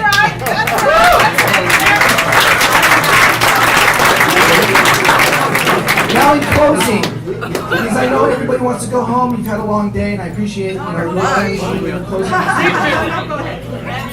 I realize that over this year, and I have been at this now for a little over a year, I have been campaigning, and I realize this is not about policies. It cannot be. You see, most of the candidates have really good policies, but here's the problem with that. We are in a supermajority, which means they can tell any governor, go take a flying kite. They don't have to listen to the governor. So then what is it about? It is about what is executable in order for us to clean house. That is what we need to do on how we're going to get these reprobates out of office. Yes, there are a lot of plans I have. There are a lot of ideas that I have. But for the sake of time, I just want to let you know, because at the end of the day, the left, the DNC, they want to keep you distracted with factions of party to maintain division among the people by being Republican, Democrat, DNC, GOP, right-wing, left-wing, far-right, far-left, centralist, moderate, conservative, liberal, libertarian, independents, Alliance Party, Labor Party, Charity Party, Whig Party, Red Party, Blue Party, Green Party, Purple Party, and every other party in between. And we wonder why we're so damn divided. You are the one thing. You are an American, you are free, and you are sovereign. I stand for liberty, God willing,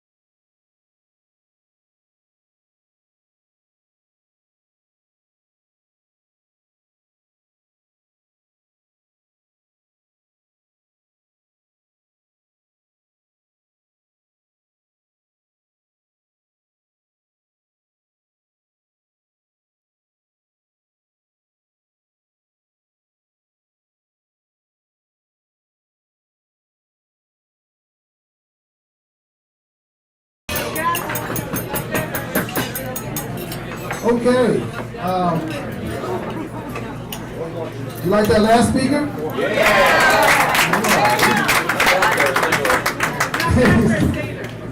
Yeah, he was pretty good. Okay, now we have a special presentation that we are going to provide for you. You know, CRA is working hard to be a part of this technology age. And we are in 2021, so you know we have to stay abreast. And you know that we have a social media program that you are all eligible to connect with. But this gentleman I'm about to bring forward, he's going to talk to us about something even newer and different, and something that we may want to consider using for the next convention. And I'm going to bring him up to explain that to us. His name is Eddie Bryant. Eddie, would you come forward, please?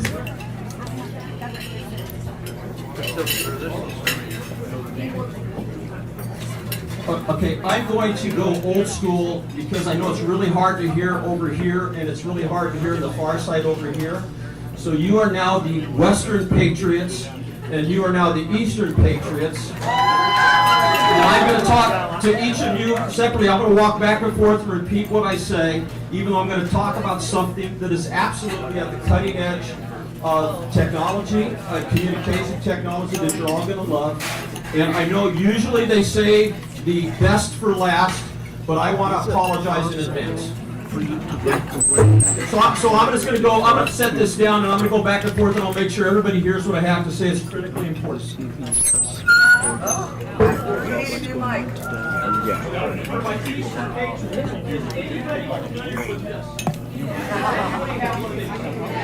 have friends that have this. Go to meetings.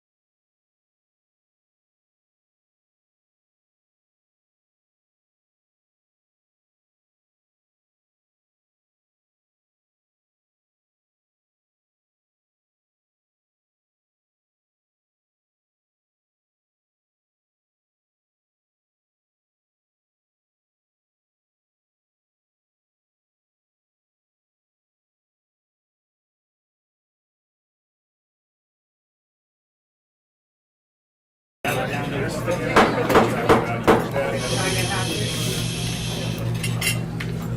looking into the future. And if you have any questions about how to use that app, you can talk to me or Brian.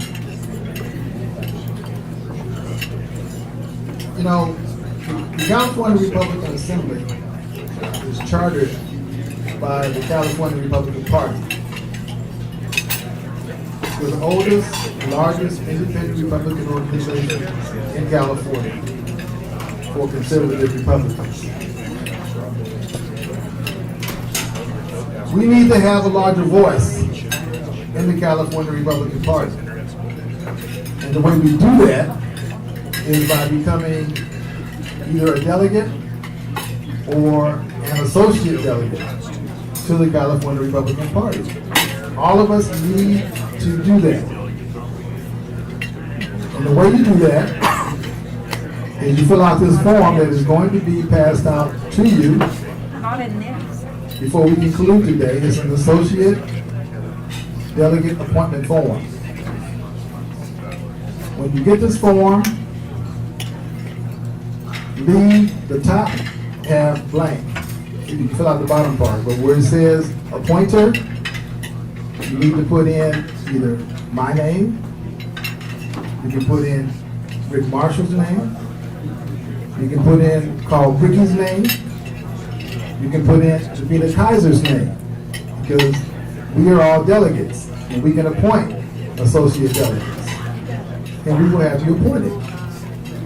But you need to complete this, fill out the bottom portion, send it in with your dues, so you can have an active role in this coming California Republican Party State Convention, which will be taking place in September. So look for that. If you have any questions about it when you get the form, as I said, the Sergeant at Arms will be passing those out. Just let me know. You can put in either my name, Johnny Morgan, Rick Marshall, Davina Kaiser, or Catherine Lloyd over here. They were all delegates, so we can appoint as many associate delegates as there are available. So there's no reason for any of you not to come to the California Republican Party with credentials. We will appoint you. Once you're there, you can take part or participate in their election. We need to have that impact. I know a lot of you have complained about how the California Republican Party operates and some of its activities. Well, what we do about that is we join, get involved, make an impact, have our voice heard. The only way you can do that is to be appointed. Those forms are going around now.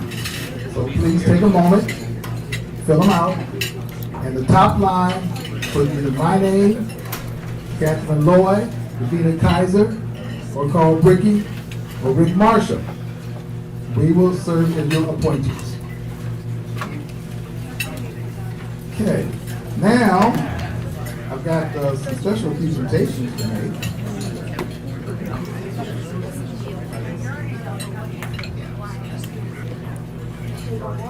The first one goes to, drum roll please,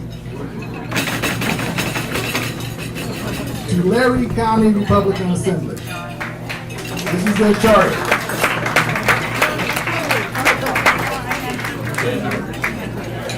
I need a representative from Tulare County. Thank you. Where's my photographer? This is a historic occasion. We need to capture it. Okay.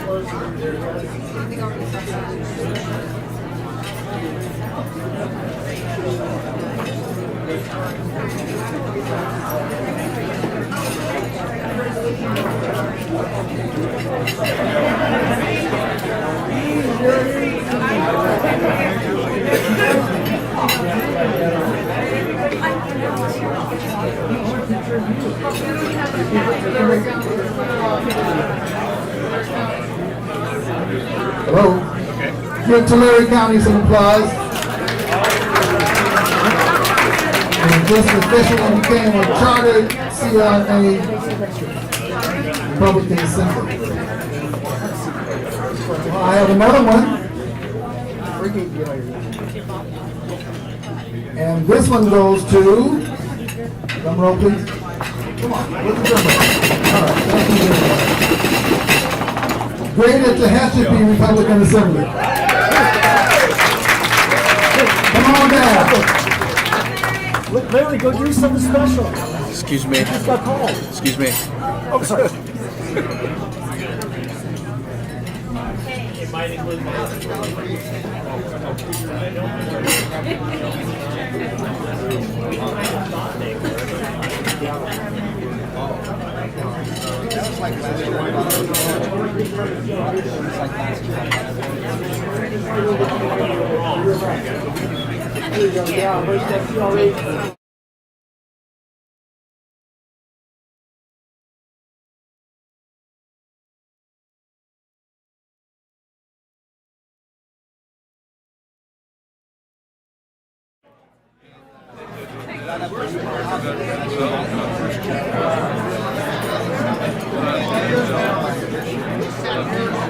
You don't get to say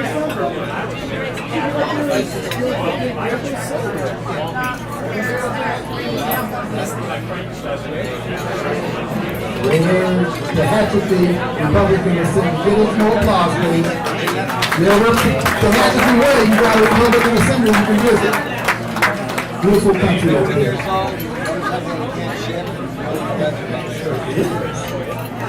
All right.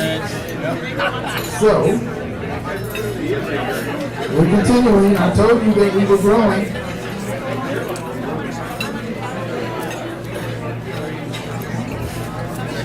Okay, the next one goes to, drum roll please. Somebody give me a drum roll. Thank you. San Benito County Republican Assembly. San Benito. Anyone here from San Benito? Come on down.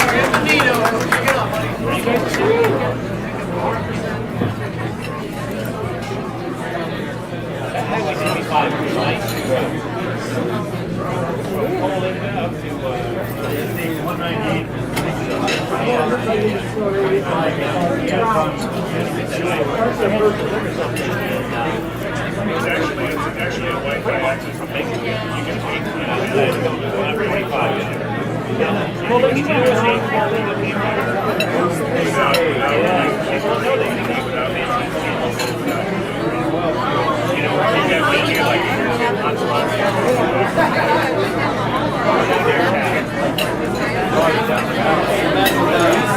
San Benito. You're up San Benito way. Look at Republican Assembly. San Benito. Oh yes, there's more.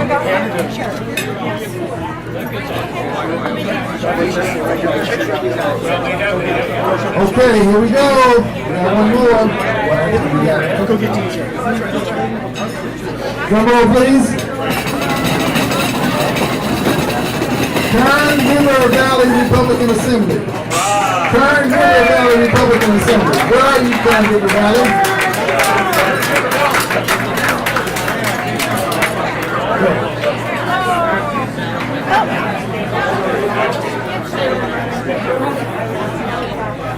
Oh, you're Kern Miller Valley.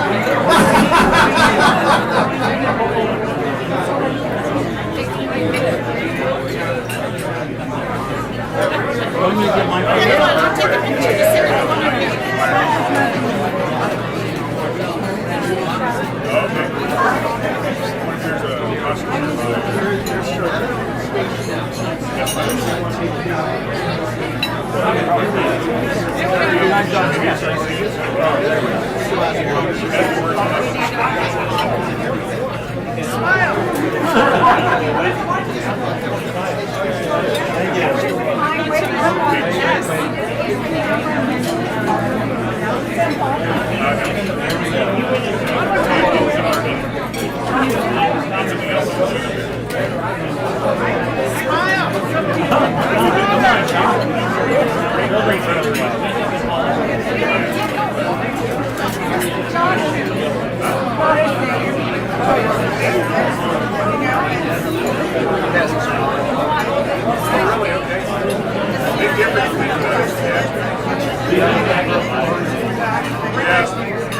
That's it. I'll get that with you. Text.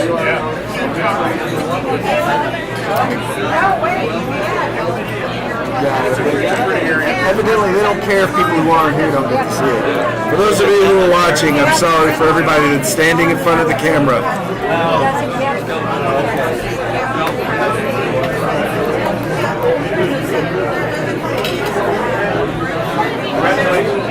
Hey, thank you.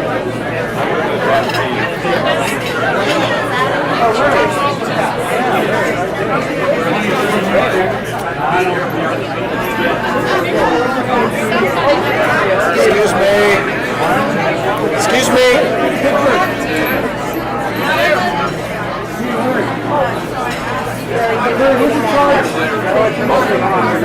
All right, bro. Where's your charter? Where's your charter? Yeah, just come over here. Thank you. Sorry about that, man. You got us yellow a little bit. Get out of the way.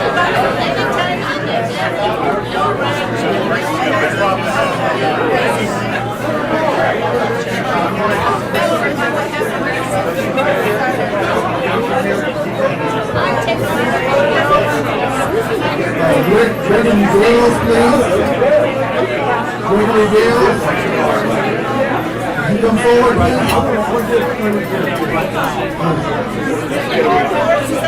Gregory Dales.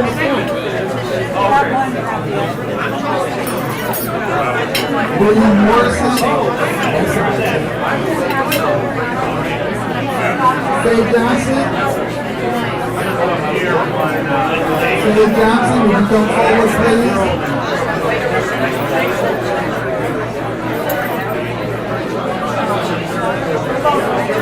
Gregory Dales, come forward, please. Faye Johnson. Come forward, please. How are you? For Faye Johnson.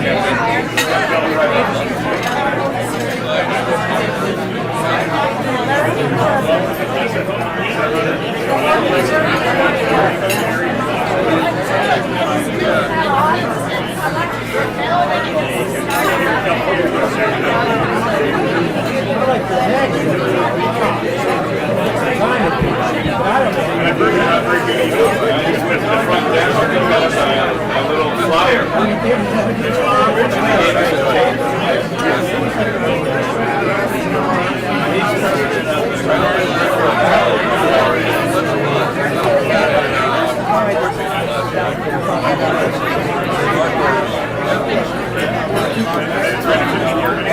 I'm happy to see that you are completing the social development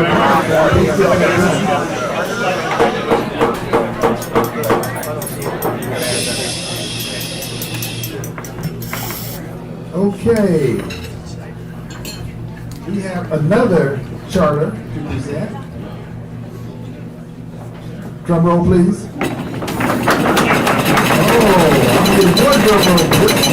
Excellent.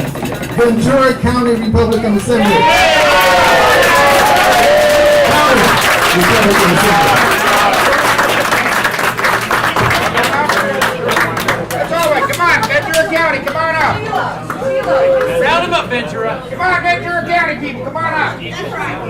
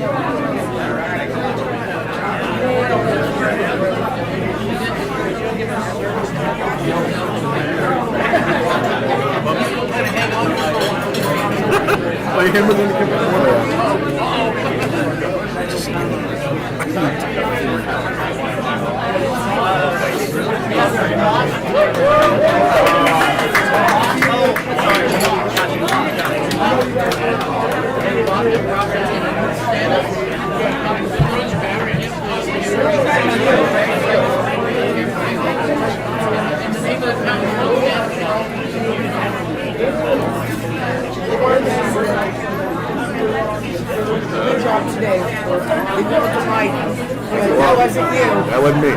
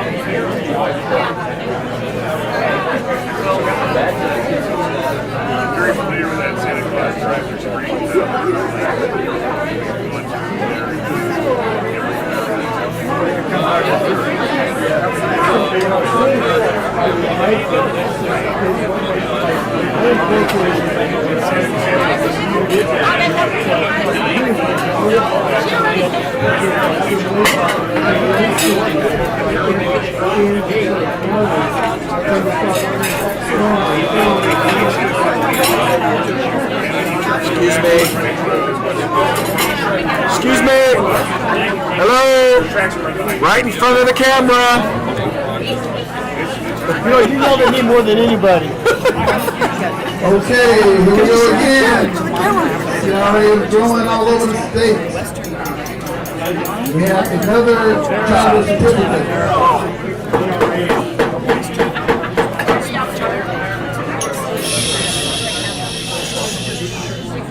Everybody's excited because that dessert is coming, but you get it. All right, drum roll, please. This charter certificate is granted to Greater Pasadena Republican Assembly. Greater Pasadena Republican Assembly.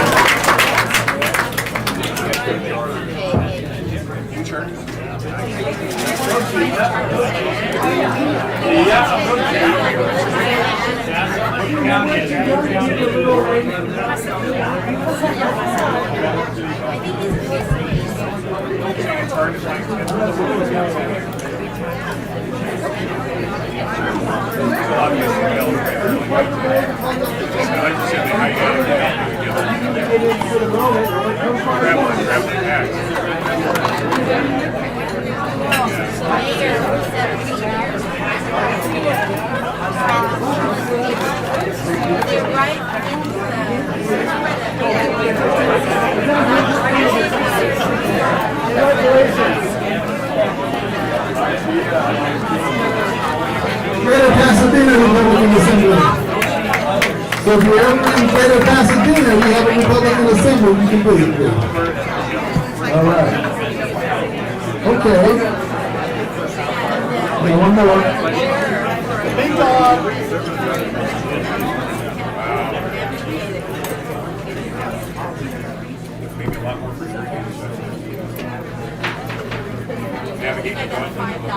All right, this is the last charter that we're granting today. We have some others in the hopper. They're like, still reorganizing or in their first week or something. So there will be more, I guarantee you. Rich Trust. Okay, I like that. I had projected earlier in the year that we probably have 40 chapters by the end of the year. Well, I think we got about 45 now. And growing. So I underestimated, and I'm glad. All right. This charter certificate is granted to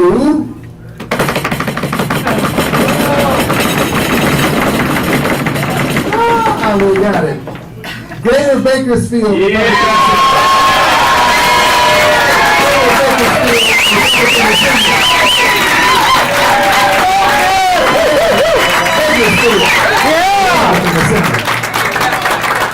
Before I present, the big dog's here. Before I present the Greater Bakersfield Republican Assembly Charter, you need to know that the Greater Bakersfield Republican Assembly is the #1 chapter.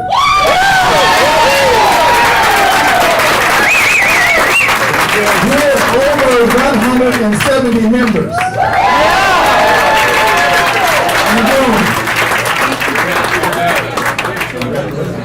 I was telling you, it feels right from the big.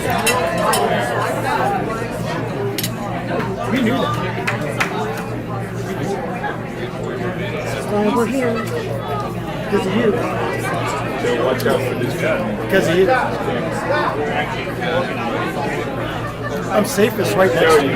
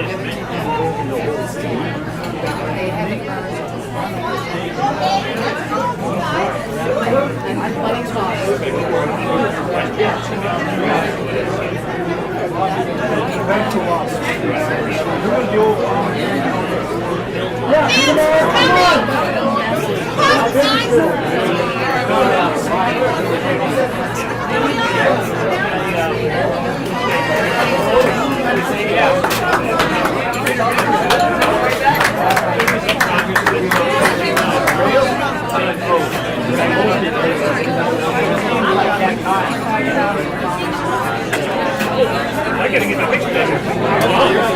Get up here.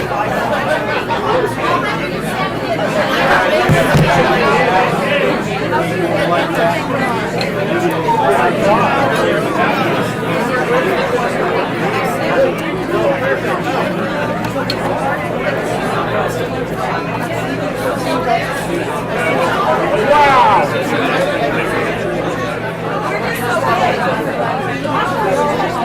Guys, you're like, go! Yeah, the street's dead!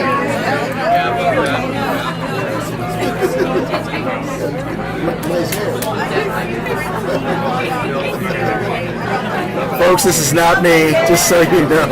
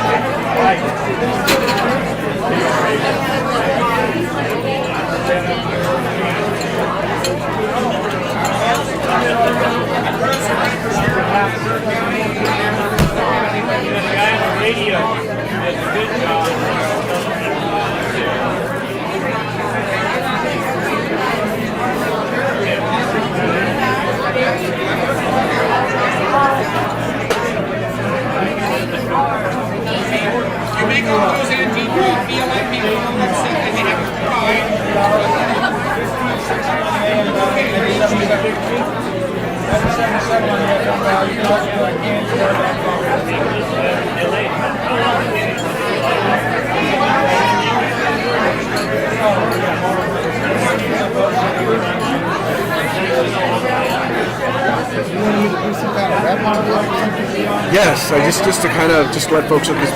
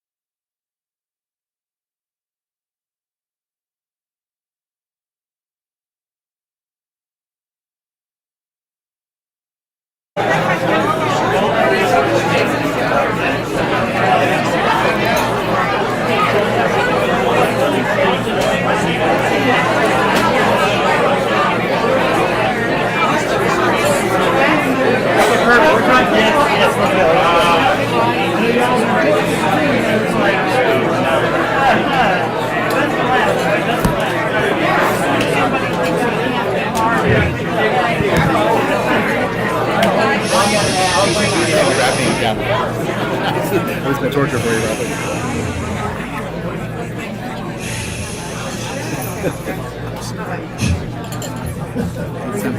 Okay. I'm serious. Get something good. For those who like the gavel, you're welcome.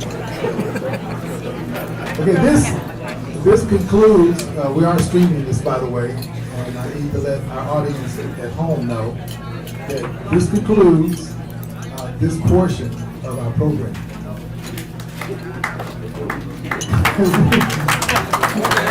Applause. Okay, I don't have any applause either, but all right. Those of you who are at home, if you want to follow the CRA, you're welcome to do so. You can go on Facebook, you can go on Twitter, you can go to CRAGOP.org and click on CRATV, and you can see more of what we're doing, what we've done, and what we're going to do, more importantly. So thank you all for tuning in. We appreciate you participating at home and having an interest in creating, providing, working toward good government in California. Can I get some applause?